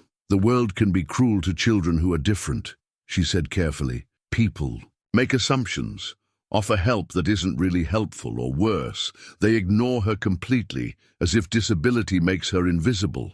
Jake nodded, with understanding that spoke of his own observations during years of working with special needs children. It takes a special kind of strength to advocate for your child while teaching them to advocate for themselves. Some days, I wonder if I've been too protective, Charlotte admitted, surprised by her own honesty, trying so hard to shield her from disappointment that I might have limited her opportunities for genuine connection. Is that why you came to Cedar Falls? To give her a chance to experience community without those complications.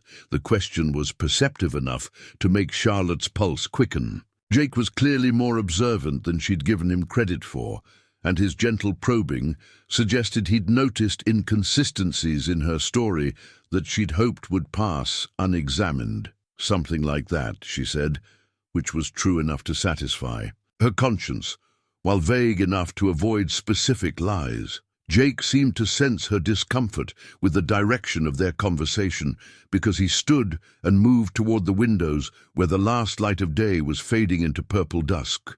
"Whatever brought you here, I'm grateful for it. Rosie's happiness has been good for everyone at the center, but especially for Max." Charlotte joined him at the window, drawn by both his words and the unconscious invitation of his presence. "He's been wonderful with her, patient and inclusive in ways that seem natural rather than taught." "Sarah's influence," Jake said simply.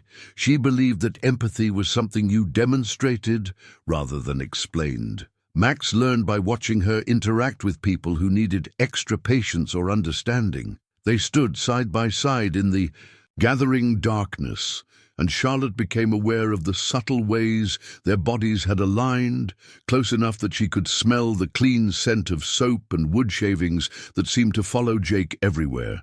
Close enough that when he turned slightly toward her, she could see the flecks of gold in his brown eyes. "Charlotte," he said softly, and something in his tone made her breath catch. "Yes, I know this might be presumptuous, and please tell me if I'm overstepping." He paused, seeming to gather courage for whatever he wanted to say. "Would you and Rosie like to have dinner with Max and me sometime? Not at the center, just as friends." The invitation hung in the air between them, loaded with implications that went far beyond shared meals. Charlotte's rational mind immediately began cataloguing the dangers.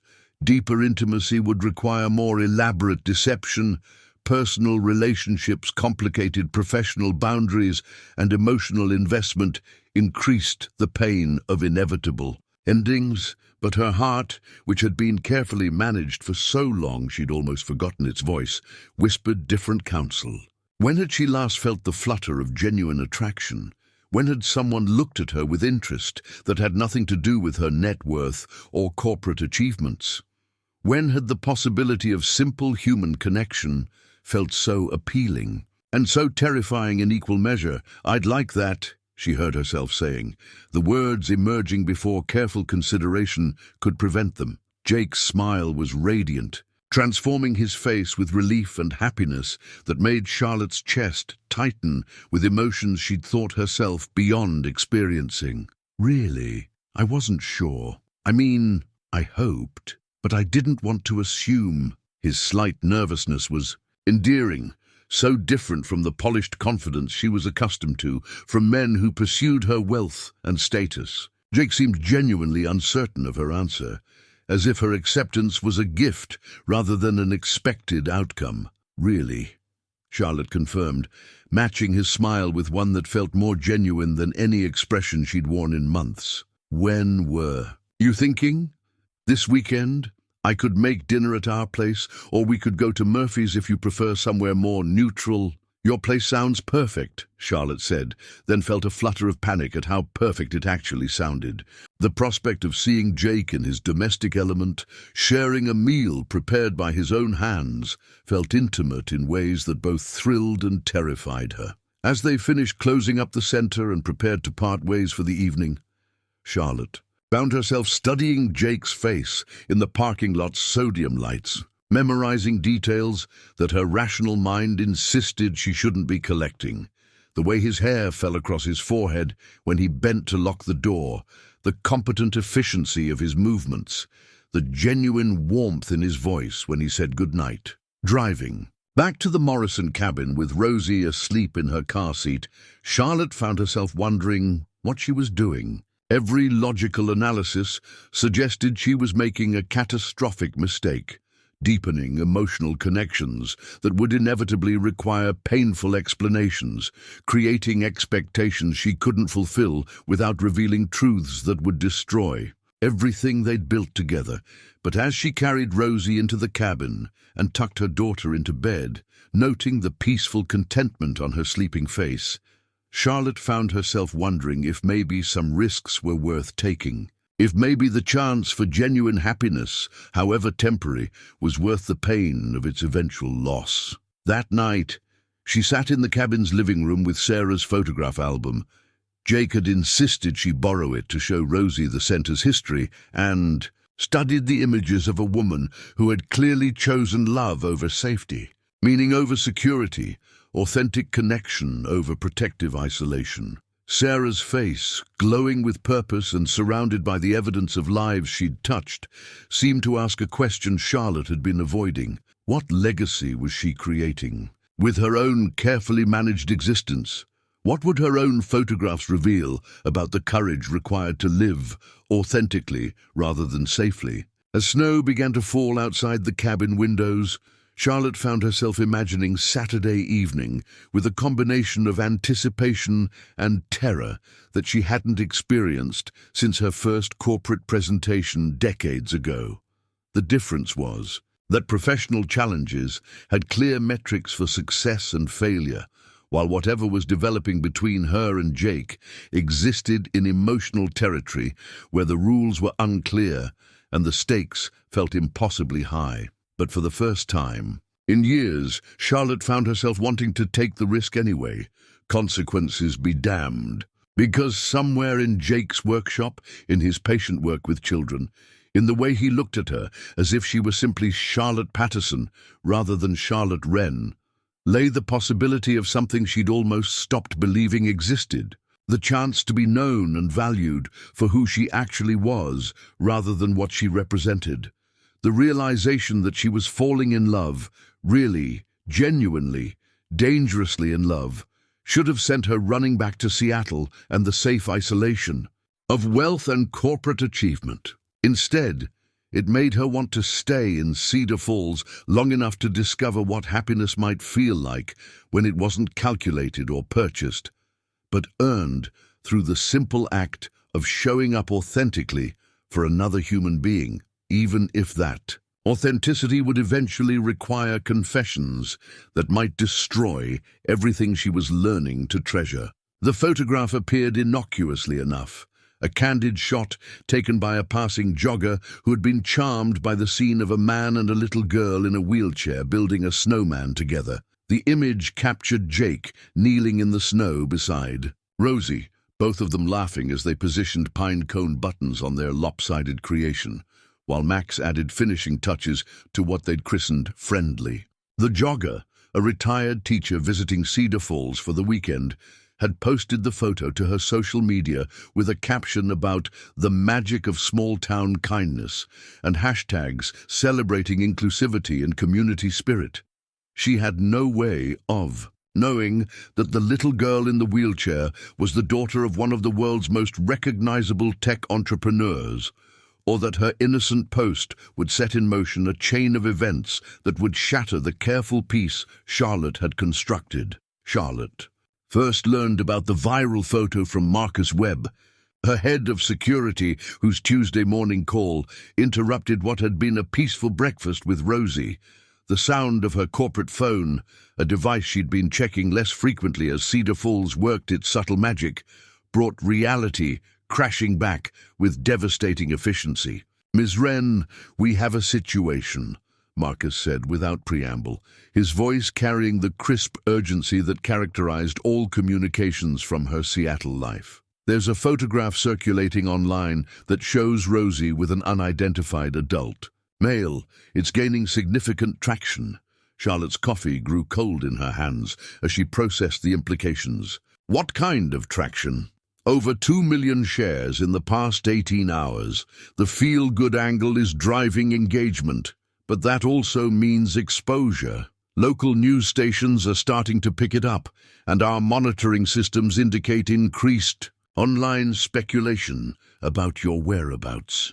The familiar weight of public scrutiny settled on Charlotte's shoulders, like a heavy coat she'd forgotten she was wearing. For months, she'd existed in the blissful anonymity of Charlotte Patterson, small-town volunteer, Now the machinery of celebrity and wealth was grinding back to life, threatening to destroy everything she'd found in Cedar Falls. "Have you identified the location?" she asked, though she already knew the answer. Cedar Falls, Colorado. Population: approximately 3,000.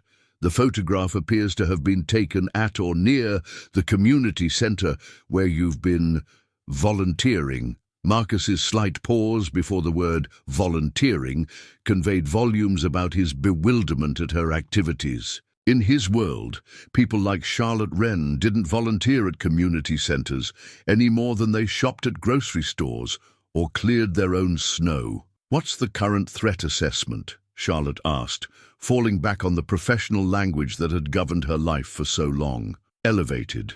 We're seeing increased chatter on social media about your disappearance, and several entertainment news outlets are offering rewards for confirmed sightings. It's only a matter of time before someone makes the connection between the child in the photograph and your daughter." Charlotte closed her eyes, feeling the walls of her carefully constructed refuge beginning to crumble. She'd known this moment would come eventually, had known that her wealth and profile made true anonymity impossible, but she'd allowed herself to hope for more time. "Recommendations. Immediate extraction. We can have a team there within 4 hours to facilitate your return to Seattle. I've already prepared cover stories about your time away, medical retreat, family obligations, that sort of thing." The efficiency of Marcus's planning was both impressive and heartbreaking. In her absence, her security team had maintained strategies for every contingency except the one that mattered most: what to do when running away had transformed into wanting to stay. "I need to think about this," Charlotte said, ending the call before Marcus could protest. She sat in the Morrison cabin's kitchen, staring at her daughter, who was happily working on a puzzle Max had given her, completely unaware that their refuge was about to be compromised. Rosie hummed contentedly as she worked, occasionally looking up to smile at her mother with the pure joy that had become so much more frequent since their arrival in Cedar Falls. Charlotte opened her laptop and navigated to the social media post that was destroying her carefully maintained privacy. The photograph was undeniably charming. Jake's face glowing with genuine happiness, Rosie's laughter captured in perfect detail, the Snowman standing as testament to simple pleasures and inclusive community. The comments section told the story of the photo's viral journey, thousands of people sharing their own memories of childhood snow days, praising the unknown man for his kindness to a disabled child, celebrating the magic of small-town community. It was exactly the kind of heartwarming content that social media algorithms promoted, which explained its rapid spread across platforms. But Charlotte also recognized the signs of escalation that Marcus had warned about. Recent comments included speculation about the little girl's identity, observations about her expensive adaptive equipment, and increasingly specific questions about the location where the photo had been taken. It was only a matter of time before someone connected the dots between the viral photo and the mysterious disappearance of Wren and her daughter. The irony was devastating. The moment that had represented the purest joy of Rosie's time in Cedar Falls, building a snowman with Jake and Max, being included and celebrated as simply another child, was now the mechanism that would force them to leave the first place either of them had felt truly at home. Charlotte's phone buzzed with a text from Jake. "Looking forward to dinner Saturday. Max is already planning the menu." The casual warmth of his message hit her like a physical blow. In a few hours, she would have to tell him that Saturday dinner was impossible, that everything about their relationship had been built on deception, that Charlotte Patterson didn't actually exist. The thought of seeing disappointment replace the affection in his eyes made her chest constrict with pain she hadn't experienced since her divorce. But first, she had to tell Rosie they were leaving. "Sweetheart," Charlotte said, moving to sit beside her daughter at the puzzle table, "we need to talk about something important." Rosie looked up with the trusting attention that made Charlotte's next words feel like betrayal. Her communication device was readily available, ready to facilitate whatever conversation her mother needed to have. "Remember how I told you that? Sometimes we have to move when people start paying too much attention to us," Charlotte began, hating herself for the careful euphemisms that reduced their reality to manageable concepts.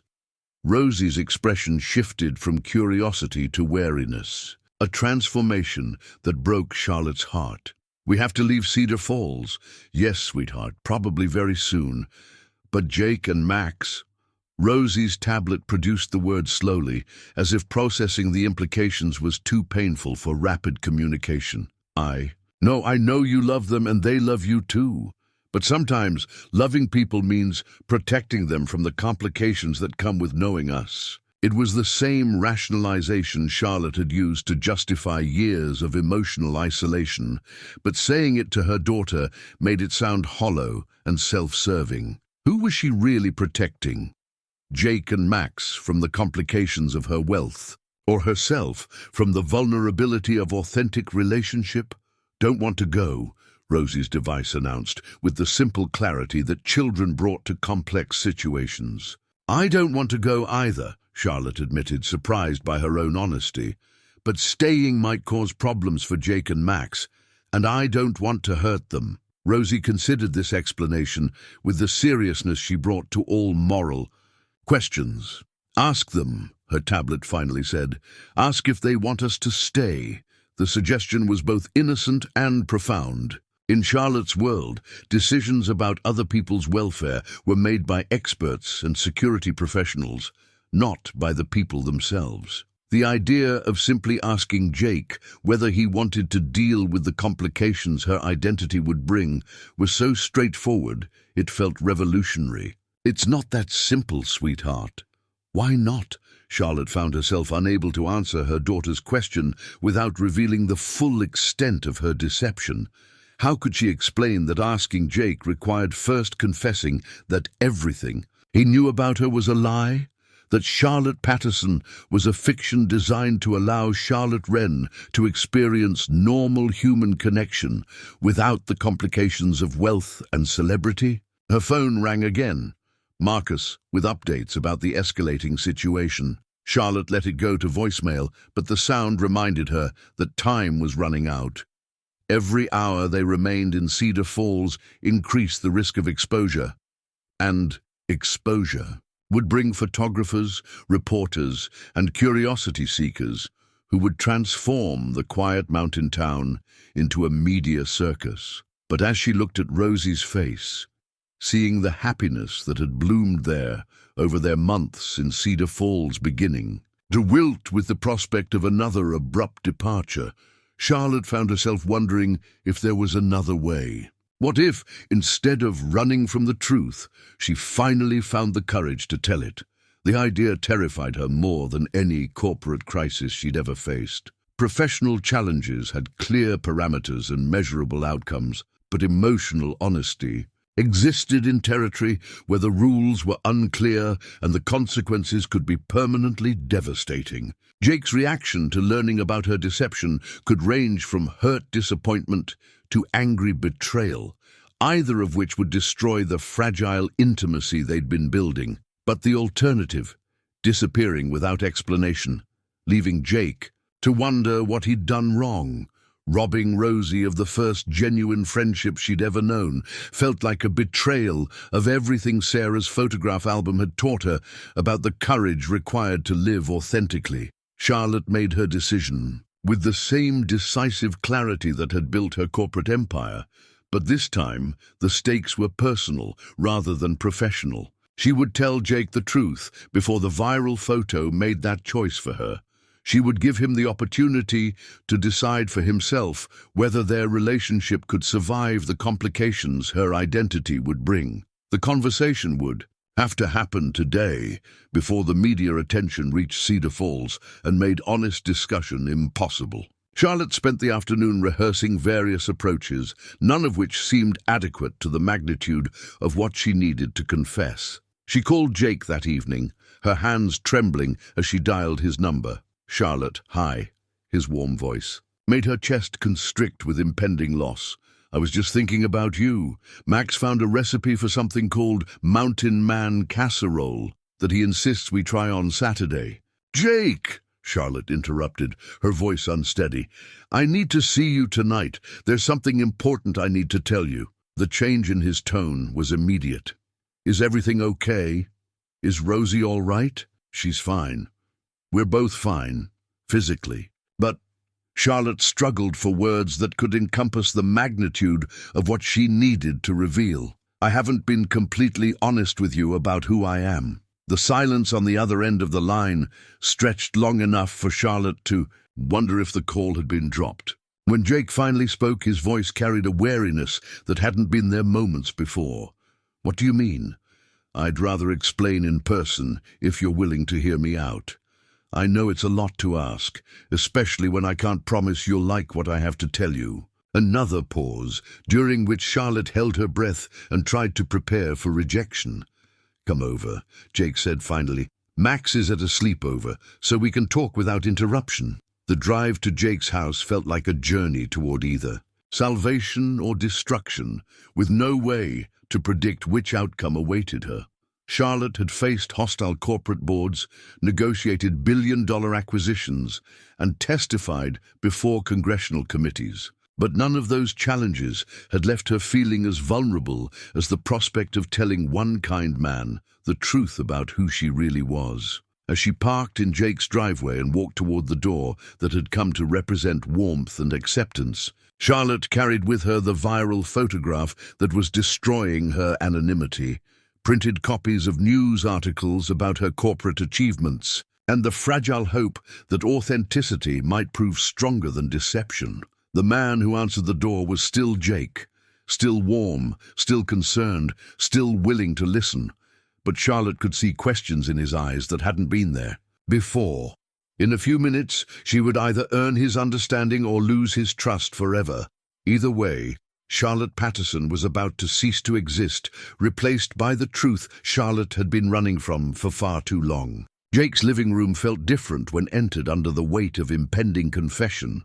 The handmade furniture and family photographs that had once represented warmth and authenticity now seemed to stand in judgment of Charlotte's deception. She sat on the edge of the sofa where she'd admired his craftsmanship weeks earlier, now hyper-aware that every compliment she'd offered had been delivered under false pretenses. "Can I get you something to drink?" Jake asked, his natural hospitality warring with obvious concern about whatever had brought her to his door with such urgency. "No, thank you." Charlotte's voice sounded foreign to her own ears, stripped of the casual confidence she'd cultivated as Charlotte Patterson. "I think I should just say what I came to say." Jake settled into the chair across from her, maintaining enough distance to feel safe while remaining close enough to hear whatever truth she was struggling to deliver. The careful positioning spoke of his own uncertainty about what was coming, and Charlotte felt a pang of guilt for putting wariness in the eyes of someone who had shown her nothing but kindness. "Jake, everything you know about me is a lie." The words tumbled out with brutal efficiency, ripping away the foundation of their relationship like pulling off a bandage. "My name isn't Charlotte Patterson. I'm not just a woman seeking small-town peace, and I'm not someone who can continue this relationship without destroying your life." The silence that followed was deafening. Charlotte watched Jake's face process her words, seeing confusion transform into something harder to read. Hurt, perhaps, or the careful neutrality people adopted when trying to understand the scope of betrayal they were facing. "What is your real name?" he asked finally, his voice steady but stripped of warmth. Charlotte reached into her purse and withdrew the printed articles she'd brought. Corporate profiles, Forbes features, technology conference coverage, and placed them on the coffee table. Between them, like evidence in a trial. "Charlotte Wren," she said quietly, CEO and founder of Wren Technologies. Net worth approximately $8 billion, though that fluctuates with market conditions. Jake's eyes moved from her face to the articles, his expression growing more remote as he processed the magnitude of her deception. Charlotte watched him study a photograph from a recent tech conference, seeing her in the designer suit and polished presentation that represented her public persona. The contrast with the flannel-wearing volunteer sitting in his living room must have been jarring. 8 billion, he repeated, the number seeming to hang in the air between them like an insurmountable obstacle. The money isn't the worst part, Charlotte said, though even as she spoke the words, she recognized how absurd they sounded. It's what the money represents. The attention, the speculation, the way people change when they know what I'm worth. Jake set down the Forbes article. He'd been reading and looked at her with an expression she couldn't decipher. How long have you been lying to me? The question hit Charlotte like a physical blow, though she knew she deserved it. Since the day we met. Charlotte Patterson is a legal identity I created years ago to give Rosie and me privacy when we needed, to escape public attention.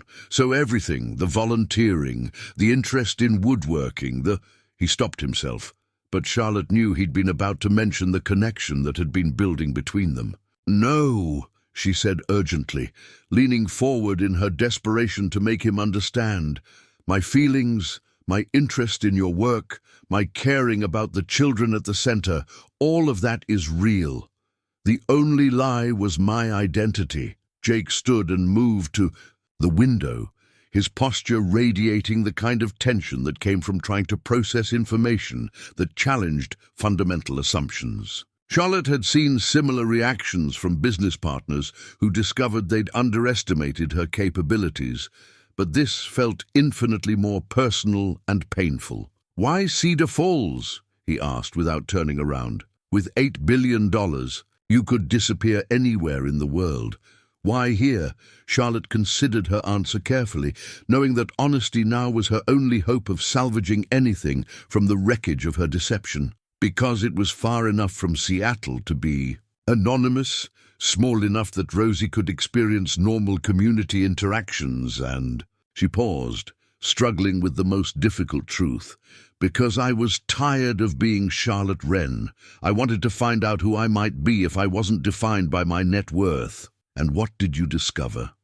The question carried layers of meaning that Charlotte wasn't sure she was brave enough to explore.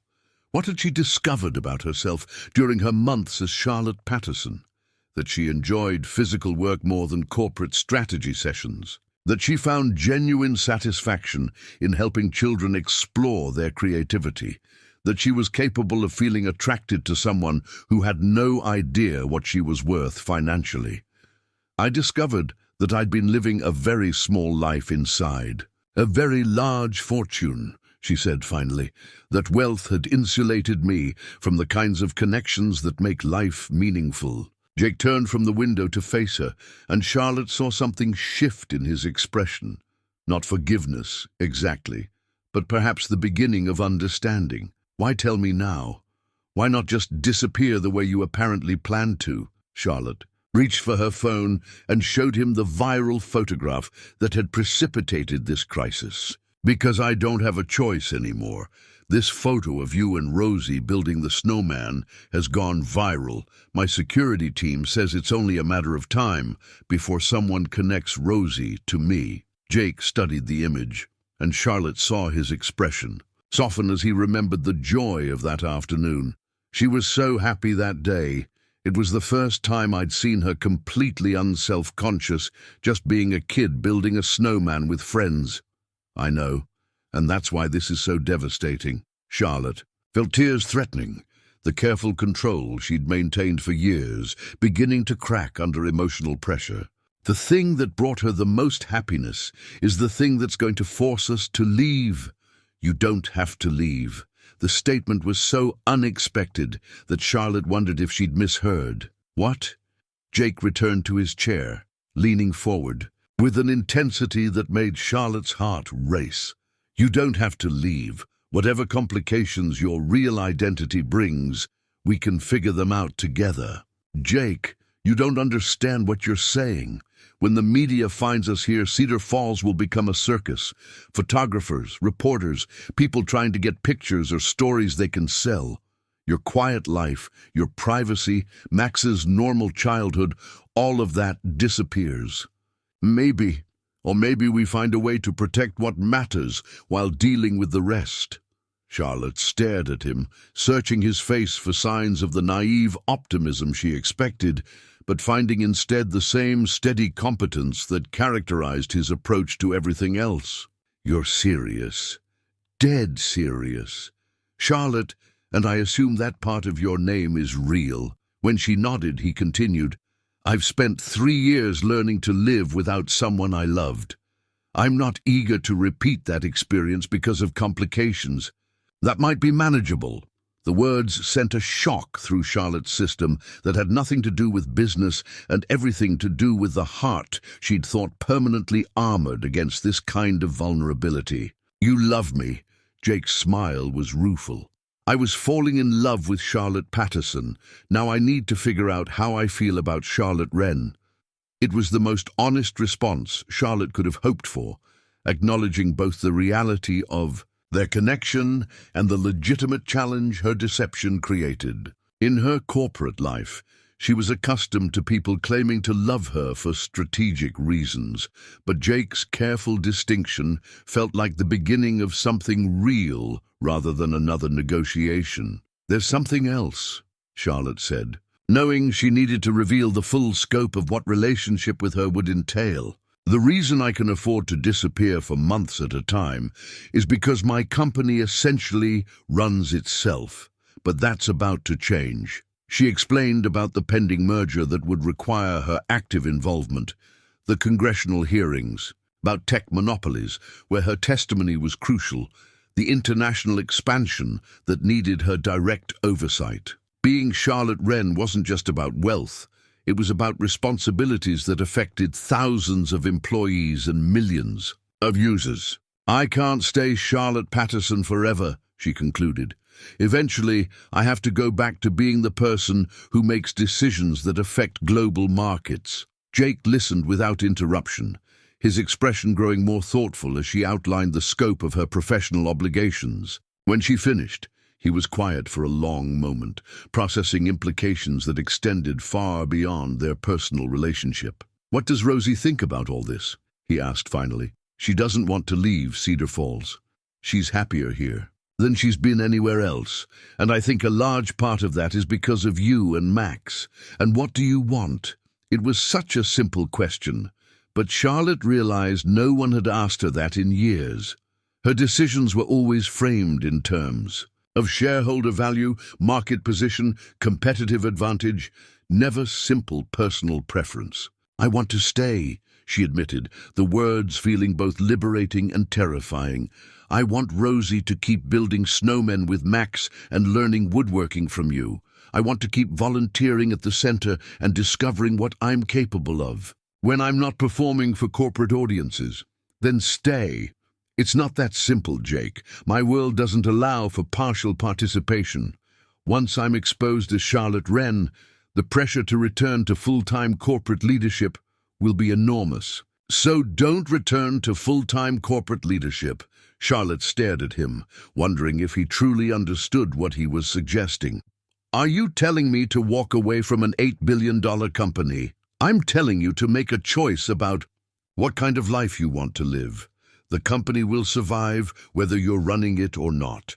The question is whether you can survive continuing to live a life that makes you unhappy. It was exactly the kind of perspective that only someone outside her world could offer, practical wisdom unencumbered by the assumptions that governed corporate decision-making. Charlotte had spent so many years believing that her company couldn't function without her direct involvement that she'd never seriously considered alternatives. My phone has been ringing all day, she said, showing him the missed calls from Marcus and her board of directors. They want me back in Seattle immediately to manage the crisis. What kind of crisis? Media speculation about my whereabouts, stock price volatility, competitors trying to take advantage of perceived leadership uncertainty. Charlotte listed the familiar litany of concerns that had governed her professional life for years. Jake's expression was skeptical. And if you don't return immediately, the company collapses? When he put it that way, Charlotte had to admit the scenario sounded less catastrophic than her team was making it seem. Wren Technologies had survived her previous absences, and her leadership team was more than capable of handling day-to-day operations. Probably not, she conceded. Then maybe the real question is whether you're ready to stop hiding behind Charlotte Patterson and start figuring out who Charlotte Wren could become if she made different choices. The insight was both profound and challenging, forcing Charlotte to confront the possibility that her months in Cedar Falls had been less about escaping her identity than about discovering what that identity could encompass if she stopped defining it so narrowly. Her phone buzzed with another call from Marcus, the fourth in the past hour. Charlotte looked at the screen, then at Jake, feeling the weight of decisions that would affect not just her own life, but the lives of everyone she cared about. "I need to take this call," she said finally. "But Jake, whatever I decide, I want you to know that these months with you have been the most authentic I've felt in years." Jake's smile was warm, despite the uncertainty that surrounded them. "Take your call. We'll figure out the rest together." As Charlotte answered her phone and heard Marcus's urgent briefing about media positioning and damage control, she found herself looking at Jake's furniture, his family photographs, his daughter's artwork on the walls. Everything in this room had been created with patience, skill, and love, values that seemed both foreign and essential after years of optimizing for efficiency and profit. The choice before her wasn't really between staying in Cedar Falls or returning to Seattle. It was between continuing to live the carefully managed life of Charlotte Wren, CEO, or discovering what might be possible if she allowed herself to become Charlotte Wren, human being, complete with vulnerabilities, authentic relationships, and the messiness that came with refusing to keep personal and professional lives in separate compartments. For the first time in her adult life, Charlotte found herself genuinely uncertain which path would lead to happiness. But as she watched Jake move through his home with the easy confidence of someone who had built a meaningful life from simple materials, she began to suspect that happiness might be less about having the right answers than about having the courage to ask different questions. New Year's Eve arrived in Cedar Falls with the kind of crystalline beauty that made the mountain town look like something from a fairy tale. The annual celebration in the town square drew nearly everyone in the community. Families with children, bundled in colorful winter gear, elderly couples sharing thermoses of hot chocolate, teenagers building snow sculptures while their parents pretended not to notice the innocent flirtations happening around the bonfire. Charlotte stood at the Morrison cabin's window, watching the early preparations through her telephoto lens and feeling like an exile from her own life. 3 days had passed since her confession to Jake, 3 days of agonizing uncertainty while the viral photograph continued its relentless spread across social media platforms. Marcus had called twice daily with increasingly urgent reports. Entertainment Weekly was offering a substantial reward for confirmed sightings of Charlotte Wren.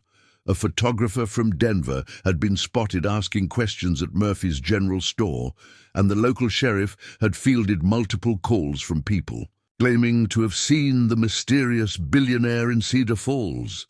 "The window is closing rapidly," Marcus had warned during that morning's call. "If you're going to make a clean extraction, it needs to happen today. By tomorrow, maintaining your anonymity will be impossible." Charlotte had promised to call back with her decision by evening, a deadline that now loomed with the weight of irrevocable choice. Stay and face the media circus that would transform Cedar Falls into a spectacle, or disappear back into the carefully managed isolation of Charlotte Wren's corporate existence. "Mom, people are gathering in the square," Rosie announced from her position by the living room window, her communication device producing the words with unusual urgency. "Can we go see?" Charlotte joined her daughter at the window, studying the growing crowd with a mixture of longing and apprehension. She could see Jake and Max among the families, their recognizable silhouettes making her chest tighten with emotions she was still learning to acknowledge. Since Tuesday night's confession, Jake had maintained careful contact. Text messages asking about her well-being, gentle inquiries about her decision timeline, offers of support that came without pressure or demands. His approach was so different from the aggressive pursuit she was accustomed to from people who wanted something from her that she sometimes wondered if he fully understood what he was offering to accept. "I don't think that's a good idea, sweetheart," Charlotte said, though even as she spoke the words, she felt their inadequacy. "Why not?" Rosie's tablet asked, with the directness that made avoiding difficult conversations impossible. Charlotte knelt beside her daughter's wheelchair, looking into eyes that held both trust and growing understanding of adult complications. "Because there might be people there who want to take pictures of us, and that could cause problems for Jake and Max." Rosie considered this explanation with the seriousness she brought to all moral questions. "Did you ask them about the problems?" The question echoed the same suggestion Rosie had made earlier in the week, and Charlotte realized her daughter had identified the central flaw in her reasoning. She was making decisions about other people's welfare without consulting the people themselves, a habit learned from years of corporate leadership where consultation often meant weakness rather than wisdom. "Not exactly," Charlotte admitted. "Maybe ask them," Rosie's device suggested with the simple logic that cut through layers of adult rationalization. Before Charlotte could respond, her phone buzzed with a text from Jake. "Town celebration starting soon. We'll understand if you can't make it, but Max wanted me to tell you he saved sparklers for you and Rosie, just in case." The message was perfect in its lack of pressure, an invitation that acknowledged her constraints while leaving the key door open for whatever choice she made. Charlotte found herself studying the words, recognizing Jake's careful respect for her autonomy even as she struggled with decisions that affected them all. "Sparklers," Rosie said, having read the message over Charlotte's shoulder. "Never had sparklers." The admission hit Charlotte like a physical blow. In 7 years of careful parenting, she had somehow failed to provide her daughter with one of childhood's simplest pleasures, the magic of holding light in your hand while celebrating community and possibility. "You want to go, don't you?" Charlotte asked, though Rosie's expression had already answered the question. "Yes, want to see Jake and Max, want sparklers, want to be with friends." Charlotte felt tears threatening as she absorbed her daughter's simple desires. After months of isolation designed to protect them both from the complications of authentic connection, Rosie was asking for exactly what Charlotte had spent years avoiding: the messy, vulnerable, wonderful experience of belonging somewhere. "Okay," Charlotte heard herself saying, the decision emerging before careful analysis could prevent it. "Let's go." Rosie's joy was immediate and radiant, transforming her face with excitement that made Charlotte's chest tighten with both love and terror. As they prepared to leave the cabin, Charlotte choosing her most anonymous winter clothes while helping Rosie bundle into gear that would keep her warm during the outdoor celebration, she felt like someone preparing for battle rather than community festivities. The drive to town square took less than 10 minutes, but Charlotte's pulse raced as if she were approaching a corporate presentation that would determine her company's future.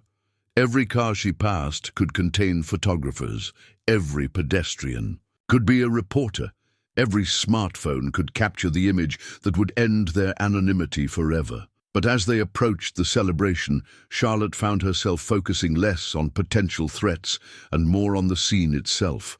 Families gathered around a crackling bonfire, children building snow angels while parents shared stories and hot chocolate. Teenagers attempting to organize a snowball fight that kept dissolving into laughter. Jake spotted them first, his face lighting up with relief and happiness that made Charlotte's decision feel temporarily validated. He approached their vehicle as she parked, his movements careful and respectful of the boundaries her situation required. "You came," he said simply, but Charlotte heard volumes in those 2 words. "Rosie wanted sparklers," Charlotte replied, then found herself adding, "I wanted to see you." Jake's smile was worth whatever complications the evening might bring. Max is going to be thrilled. He's been asking about you every 10 minutes for the past hour. As Charlotte maneuvered Rosie's wheelchair through the snow toward the main gathering, she noticed the easy way people made space for them, the casual greetings that treated them as community members rather than curiosities. Mrs. Henderson waved from her position by the hot chocolate station. The Carlson family called out friendly hellos, and Max appeared with sparklers and excitement that transcended any awareness of adult complications. "Rosie, you made it." Max's enthusiasm was infectious as he showed off the collection of fireworks he'd been guarding. "Dad got the good sparklers, the ones that last extra long." Charlotte watched her daughter's face as Max explained the proper technique for holding sparklers safely, noting the concentrated attention and growing excitement that characterized Rosie's engagement with new experiences. When Jake appeared beside them with a lighter and gentle instructions about fire safety, Charlotte felt a pang of longing for the family dynamic that seemed so natural and so impossible simultaneously. "First, sparkler," Jake asked Rosie, his tone suggesting he understood the significance of the moment. "First, everything," Rosie's tablet announced with honesty that made Charlotte's eyes blur with unshed tears. As Jake carefully lit Rosie's sparkler and helped her understand how to hold it safely, Charlotte found herself scanning the crowd with the paranoid attention that had become second nature. Every flash of light could be a camera. Every observer could be documenting their presence. Every moment of happiness could be the last before exposure changed everything. But as Rosie's laughter filled the air, pure, uninhibited joy at the magic of controlled fire creating patterns in the darkness, Charlotte felt her vigilance wavering. When had she last heard her daughter laugh with such abandonment? When had she last seen Rosie's face glow with anything other than careful contentment? "She's having the time of her life," Jake observed, following Charlotte's gaze to where Rosie and Max were creating elaborate light patterns in the evening air. "I know. That's what makes this so hard." Jake moved closer, not quite touching, but near enough that Charlotte could feel his warmth in the cold air. "What if it doesn't have to be hard? What if we just let her be happy and deal with whatever complications arise? You make it sound simple. Maybe it is simple, and we're the ones making it complicated." Before Charlotte could respond, a commotion near the edge of the square caught her attention. A man with a professional camera was setting up equipment, his movements efficient and purposeful in ways that immediately triggered Charlotte's threat assessment protocols. "Photographer," she said quietly, tension flooding her voice. Jake followed. Her gaze, his expression shifting from relaxed to alert. "Could be local news covering the celebration. We get coverage every year." But Charlotte's instincts, honed by years of managing public exposure, suggested something more targeted.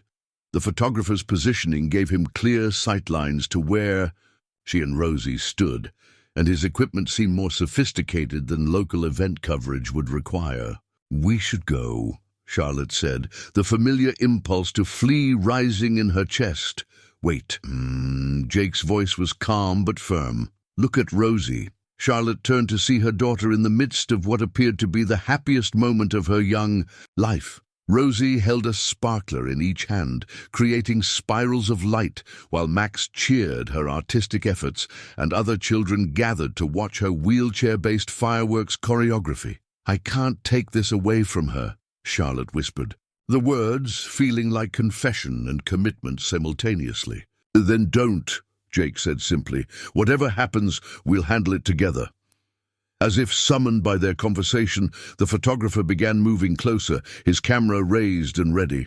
Charlotte felt the familiar surge of protective adrenaline, the same response that had governed her parenting for 7 years. Every instinct screamed at her to grab Rosie and disappear before the first flash could capture their presence. But then Rosie looked up at her with eyes bright with joy and sparkler light, and Charlotte found herself frozen between protection and possibility.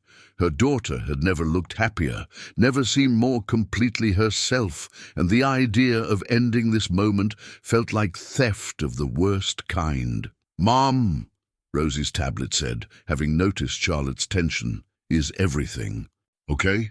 Charlotte looked at her daughter, then at Jake, whose steady presence offered the kind of support she'd never learned to accept, then at the photographer, who represented everything she'd spent years avoiding. In a few seconds, she would have to choose between the safety of running and the risk of staying, between protecting Rosie from exposure and protecting her right to experience joy. For once in her carefully managed life, Charlotte chose joy over safety, presence over protection, and the messy uncertainty of authentic connection over the sterile security of isolation. "Everything's perfect, sweetheart," she said, moving closer to Rosie's wheelchair. "Show me how to make those light patterns." As Charlotte knelt in the snow beside her daughter, accepting a sparkler from Max with hands that trembled only slightly, she felt the photographer's camera clicking in the background. Tomorrow, those images would likely appear online, confirming what the viral Snowman photo had suggested and ending their anonymous refuge in Cedar Falls forever. But tonight, surrounded by friends who had chosen to see Charlotte Patterson rather than Charlotte Wren, watching her daughter discover the magic of making light dance in darkness, she found herself believing that some moments were worth whatever consequences they might bring. The photographs appeared online before Charlotte and Rosie had even returned to the Morrison cabin. Marcus called as Charlotte was helping her daughter out of her winter gear, his voice carrying the controlled urgency that meant damage control protocols were already in motion. "The images are everywhere," he reported without preamble. "Professional quality shots of you and Rosie at what appears to be a public celebration.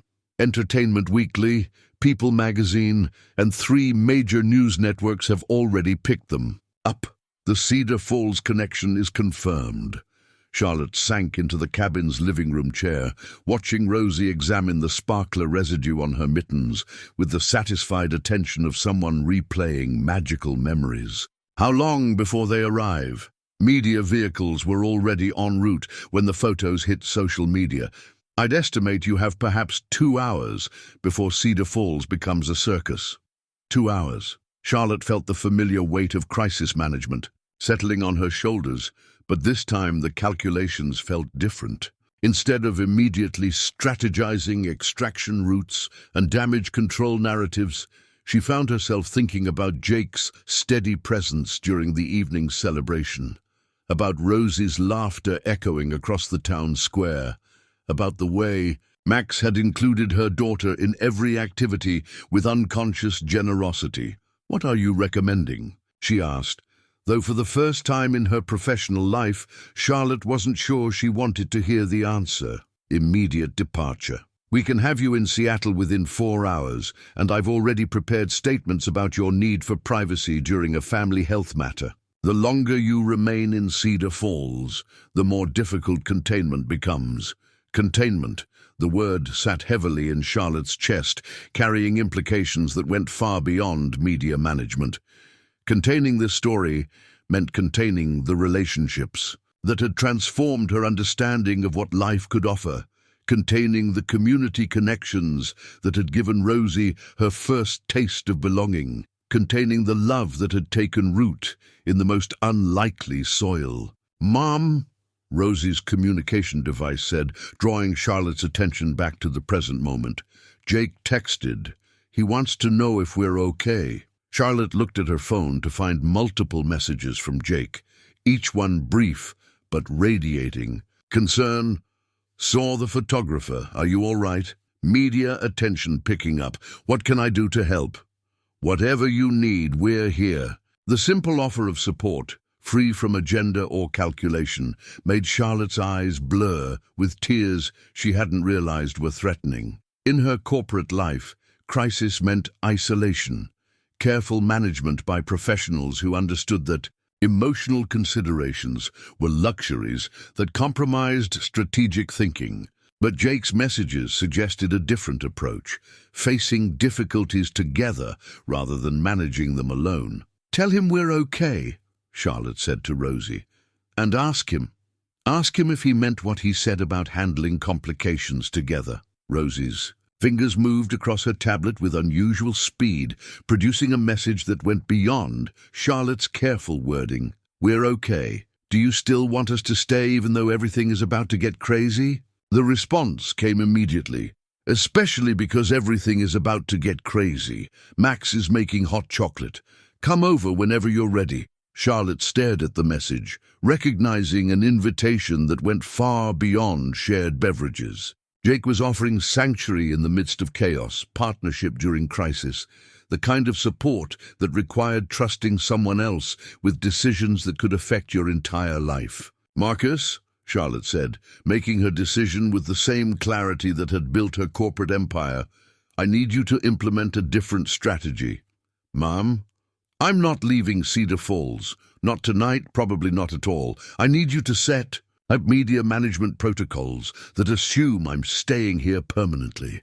The silence on the other end of the line stretched long enough for Charlotte to wonder if the call had been dropped. When Marcus finally spoke, his voice carried the careful neutrality of someone trying to process instructions that contradicted years of established procedure. Ms. Wren, with respect, remaining in location during active media pursuit creates security complications that we'll handle as they arise, Charlotte interrupted. I understand this isn't standard protocol, but neither is anything else. About my life right now.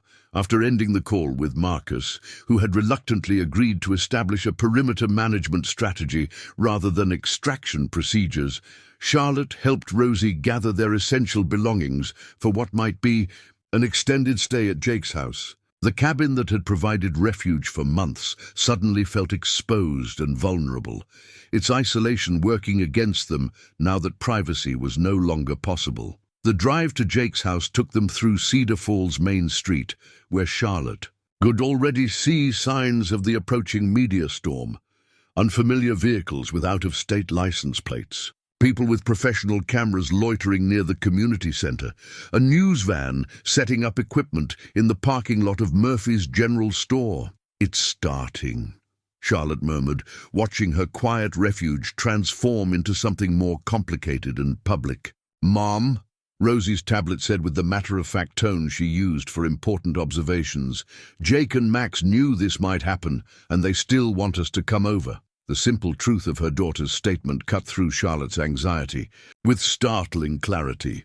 Jake had known from Tuesday evening that loving them meant accepting whatever complications came with Charlotte's identity. His invitation tonight wasn't naive optimism. It was informed choice, made with full understanding of what he was agreeing to embrace. Jake answered his door before Charlotte could knock, his face radiating relief and determination in equal measure. I was starting to worry you'd decided to disappear without saying goodbye. I thought about it, Charlotte admitted as he helped them inside. It would have been easier for everyone. Easier isn't always better, Jake replied, taking their coats. With the same gentle efficiency he brought to everything else. Sometimes the difficult choice is the one that leads somewhere worth going. Max appeared from the kitchen carrying a tray of hot chocolate with the careful pride of someone who'd prepared it according to exacting standards. I used the good marshmallows, he announced, the ones Dad saves for special occasions. As they settled in Jake's living room, Charlotte and Rosie on the sofa, Jake and Max in the chairs that completed their conversation circle, Charlotte felt an unexpected sense of rightness about their positioning, despite the chaos gathering. Outside, despite the uncertainty about what tomorrow would bring, this moment felt like the most authentic family gathering she'd experienced in years. So, Jake said, his tone deliberately light, what happens now? Charlotte considered the question seriously, recognizing its layers of meaning. What happened now professionally, personally, practically? What happened to her company, her responsibilities, her carefully constructed life in Seattle? What happened to Rosie's education, her medical care, her future opportunities? What happened to the fragile relationship that had taken root between herself and Jake? Now I figure out how to be Charlotte Wren in Cedar Falls instead of Charlotte Patterson, she said finally. I have no idea what that looks like, but I'm tired of running from the answer. Jake's smile was warm with approval, and something deeper. That might have been love. We'll figure it out together. Together? Rosie's tablet echoed. the word carrying particular weight from someone who had spent most of her life navigating challenges in careful isolation. As if summoned by their conversation, car headlights swept across the front windows, the first of what would undoubtedly be many media vehicles seeking the story behind Charlotte Wren's mysterious disappearance and recent discovery. Charlotte felt her protective instincts flare, the familiar urge to shield Rosie from public attention. "They can't come on private property without permission," Jake said calmly, noting her tension. "And Sheriff Morrison has already been briefed about maintaining appropriate boundaries." Charlotte looked at him with surprise. "You called the sheriff?" "I called several people. Mrs. Henderson is coordinating with the community center board to manage any requests for information. The mayor's office is preparing a statement about respecting residents' privacy.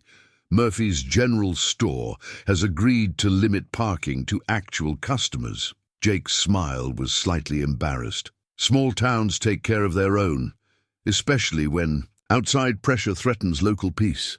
The realization that Jake had spent the evening building protective infrastructure rather than pressuring her to leave hit Charlotte with unexpected force. Instead of seeing her identity as a problem to be solved, he treated it as a challenge requiring community response, collective support, rather than individual crisis management. "You did all that tonight?" she asked, her voice unsteady with emotions she was still learning to accept. "Made some calls while you were putting Rosie to bed," Jake said, with the casual tone of someone who had simply handled necessary tasks. "Cedar Falls looks after people who look after Cedar Falls." Before Charlotte could respond, more headlights appeared outside, followed by the sound of car doors and voices calling questions into the night air. The media circus Marcus had predicted was beginning, but Charlotte found herself feeling less panicked than she'd expected. "Mom," Rosie said, her communication device producing words with unusual solemnity, "are you scared?" Charlotte considered the question honestly, taking inventory of her emotional state as reporters gathered outside Jake's house and her anonymous refuge officially ended. Was she scared? Certainly. But underneath the fear lay something new and surprising. Excitement about facing challenges with people who had chosen to stand beside her rather than professional staff who were paid to manage her problems. "A little scared," Charlotte admitted, "but also hopeful. For the first time in a long time, I'm hopeful about what comes next." Rosie's smile was radiant with understanding that went beyond her years. "Me too." As they sat together in Jake's living room, Charlotte and her daughter, Jake and his son, surrounded by the evidence of a life built on authentic relationships rather than strategic alliances, Charlotte felt the weight of her decision settling into something that felt less like risk and more like coming home. Outside, the media storm was gathering intensity, promising complications and challenges that would test their resolve in ways none of them could fully anticipate. But inside Jake's handmade sanctuary, surrounded by the patient craftsmanship that turned raw materials into useful beauty, Charlotte found herself believing that some foundations were strong enough to weather any storm. Tomorrow would bring difficult conversations with corporate boards, complex negotiations about her future role in the company, and the challenge of building a life that honored both her professional responsibilities and her personal happiness. But tonight, watching Rosie share hot chocolate with Max while Jake quietly adjusted the curtains to provide them privacy from the gathering cameras, Charlotte felt something she hadn't experienced in years: the deep peace that came from being exactly where she belonged, with people who had chosen to love her not despite her complications, but including them. The woman who had spent 8 years building walls around her heart was finally ready to tear them down, consequences be damned. Because whatever happened next, it would happen with people who had seen Charlotte Wren at her most vulnerable and decided she was worth protecting, not from the world, but with the world,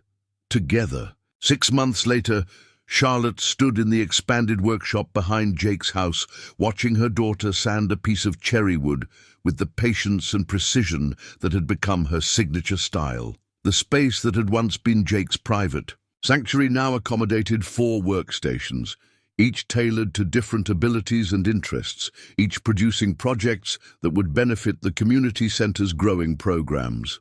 "The grain on this piece is particularly beautiful," Charlotte observed, running her fingers along the wood. Rosie was preparing for what would become part of a sensory play structure for younger children. "Every piece tells its own story," Rosie's communication device replied, echoing wisdom Jake had shared during their early lessons. "This one feels happy."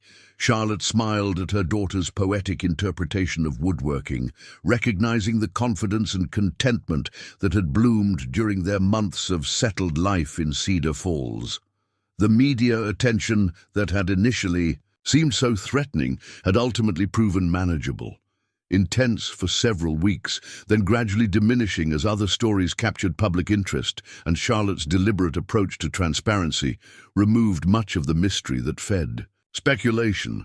The key had been Jake's suggestion to control the narrative rather than hide from it. Instead of fleeing or issuing corporate non-statements, Charlotte had given one comprehensive interview to a respected journalist, explaining her decision to step back from day-to-day corporate management in favor of family priorities and community engagement. The story that emerged, successful CEO choosing small-town life and meaningful relationships over unlimited wealth, had resonated with readers tired of corporate excess and environmental destruction. "Almost finished?"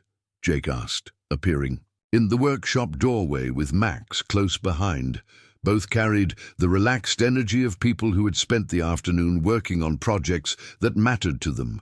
Jake had been installing new accessibility features at the community center, while Max had been teaching woodworking basics to a group of younger children. "Just need to apply the final finish coat," Rosie announced, holding up her work for inspection. "Then it's ready for assembly." Charlotte watched Jake examine her daughter's craftsmanship with the serious attention he brought to all creative work, noting how his praise was specific and earned rather than perfunctory. The relationship between Jake and Rosie had evolved into something approaching father-daughter intimacy, built on shared interests and mutual respect rather than obligatory affection. "Beautiful work," Jake said, meaning it completely. "The sanding is perfectly even, and you've managed to enhance the natural patterns instead of obscuring them." Rosie's proud smile was worth every complication the past months had brought. Charlotte had learned to recognize the difference between her daughter's polite appreciation of adult attention and her genuine joy in earned accomplishment. This was clearly the latter, the satisfaction of someone who had mastered difficult skills through patient effort and thoughtful guidance. "Dad, can we show them the surprise now?" Max asked, his excitement barely contained by the requirements of their planned reveal. Jake glanced at Charlotte with the slightly guilty expression of someone who had been conspiring behind her back for benevolent reasons. "I suppose this is as good a time as any." Max immediately led them toward the main house, his energy infectious as he guided Rosie's wheelchair along the path Jake had carefully graded for accessibility. Charlotte followed, curious about whatever project had been occupying secret planning sessions between Jake and his son for the past several weeks. The surprise was waiting in the living room, an exquisite dollhouse that Charlotte recognized as the project Jake had been working on since before Sarah's death, now completed with furnishings that showed every evidence of loving attention to detail. But this version had been modified in ways that made Charlotte's breath catch: ramps instead of stairs, doorways wide enough for miniature wheelchairs, adaptive equipment scaled to dollhouse proportions. "It's for Rosie," Max announced with the pride of someone who had contributed significantly to the project. "Dad and I finished it together, but I designed all the accessibility features." Charlotte felt tears threatening as she absorbed the thoughtfulness behind the gift. This wasn't charity or pity, it was inclusion, taken to its logical and beautiful conclusion, a world where disability was simply one characteristic to be accommodated rather than an obstacle to be overcome. Rosie's response was immediate and overwhelming. Her communication device struggled to keep up with the flood of words, expressing delight, gratitude, and amazement at the details that made the dollhouse not just beautiful, but personally meaningful. When she finally ran out of words, she simply reached for Max and Jake, pulling them both into the kind of embrace that transcended language entirely. "Thank you," Charlotte said quietly, though the words felt inadequate to express her gratitude. For people who had seen her daughter's dreams and worked to make them tangible, this is the most thoughtful gift anyone has ever given her. Jake's smile was warm, but slightly embarrassed, as if he'd simply done what any caring adult would do. Sarah designed the original, but she always said it would need modifications. To really serve children rather than just display their toys seemed like the right time to honor her vision. The mention of Sarah brought Charlotte's attention to the mantelpiece, where Jake's photographs of his late wife had been joined by recent images of their expanded family. The arrangement felt natural rather than forced, past and present coexisting, in ways that honored memory while embracing new possibilities. "Charlotte," Jake said, his tone shifting to something more formal, "there's something else we wanted to discuss with you and Rosie." Charlotte felt a flutter of anxiety, wondering what conversation required such careful setup. But Jake's expression was warm rather than concerned, and Max's barely contained excitement suggested whatever was coming would be welcome rather than worrying. "We've been talking about making some changes to our living arrangements," Jake continued, glancing at Max, for encouragement. "The cabin lease expires next month, and we were wondering—" "We want you to live here," Max interrupted, unable to contain himself any longer, "with us, like a real family." The directness of the proposal hit Charlotte with unexpected force. Over the past months, she and Rosie had effectively been living with Jake and Max most days, returning to the Morrison cabin only for appearances and storage. Their lives had become thoroughly intertwined.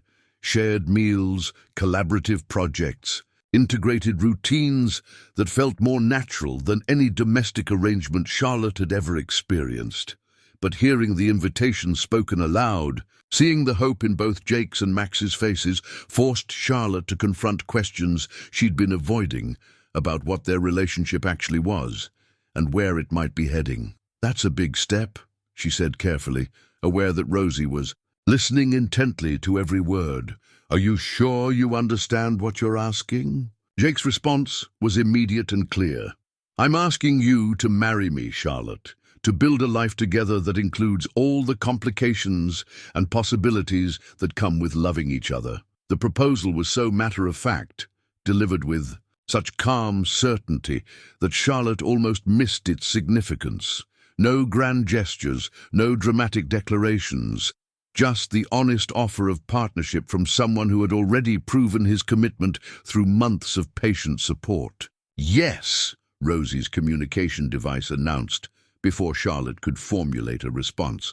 "We want to marry Jake and Max." Charlotte laughed, despite the tears streaming down her face, recognizing her daughter's ability to cut through adult complications to reach essential truths. "I think that's supposed to be my answer to give. So what's your answer?" Jake asked, moving closer but maintaining enough distance to give her space for whatever response felt authentic. Charlotte looked around the room, at the dollhouse that represented inclusion taken to its logical and beautiful conclusion, at the family photographs that made space for past and present simultaneously, at Max's excited face and Rosie's hopeful attention, at Jake's steady presence that had anchored her through months of dramatic transition. "Yes," she said simply, then repeated it with more certainty.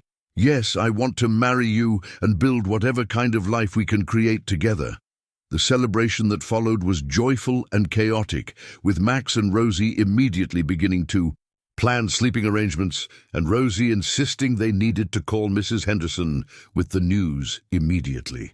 But Charlotte found herself focused on Jake's face, seeing in his expression the same peace she felt settling in her own chest. Later that evening, after the children were asleep and the immediate excitement had subsided, Charlotte and Jake sat on his front porch, watching the stars emerge over Cedar Falls' quiet streets. The town that had once represented escape now felt like home in ways Charlotte was still learning to appreciate. "Any regrets?" Jake asked, his tone light but his attention serious. Charlotte considered the question honestly, taking inventory of the changes the past months had brought. Her role at Wren Technologies had evolved into strategic oversight rather than daily management, a transition that had initially terrified her but ultimately proven liberating. The community center had received funding for expansion programs that would serve children throughout the region. Rosie was thriving in ways that exceeded Charlotte's most optimistic hopes.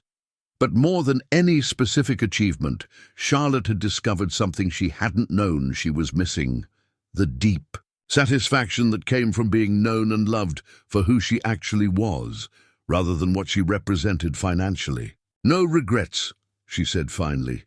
"Some anxieties about whether I can be the partner and mother you and the children deserve, but no regrets about choosing this over what I had before." Jake's hand found hers in the darkness, his touch warm and reassuring.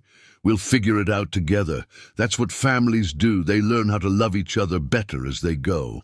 As Charlotte sat in the peace of Jake's front porch, her engagement ring, a simple band Jake had crafted himself from wood and precious metal, catching starlight on her finger, she found herself thinking about Sarah's journal, which still rested on Jake's nightstand. The woman who had started the community center, who had seen potential in every child and possibility in every challenge, would have approved of the unconventional family taking shape in her former home. "I love you," Charlotte said, the words, feeling both momentous and natural. "All of you. This whole complicated, beautiful situation we've created." Jake's kiss was gentle and certain, full of promises about futures they would build together. In the distance, Cedar Falls settled into its quiet evening rhythm, secure in the knowledge that sometimes the most unlikely combinations produce the strongest foundations. 6 months ago, Charlotte Wren had been running from everything her life had become. Tonight, Charlotte Harlow-to-be was planning a future that included corporate responsibility balanced with community engagement, wealth used to serve rather than isolate, and love that had grown strong enough to weather whatever challenges their unconventional family might face. The woman who had thought happiness was a luxury she couldn't afford had discovered instead that it was the foundation that made everything else possible. And in a small mountain town where people built their own furniture and looked after their neighbors, she had finally found the place where she belonged.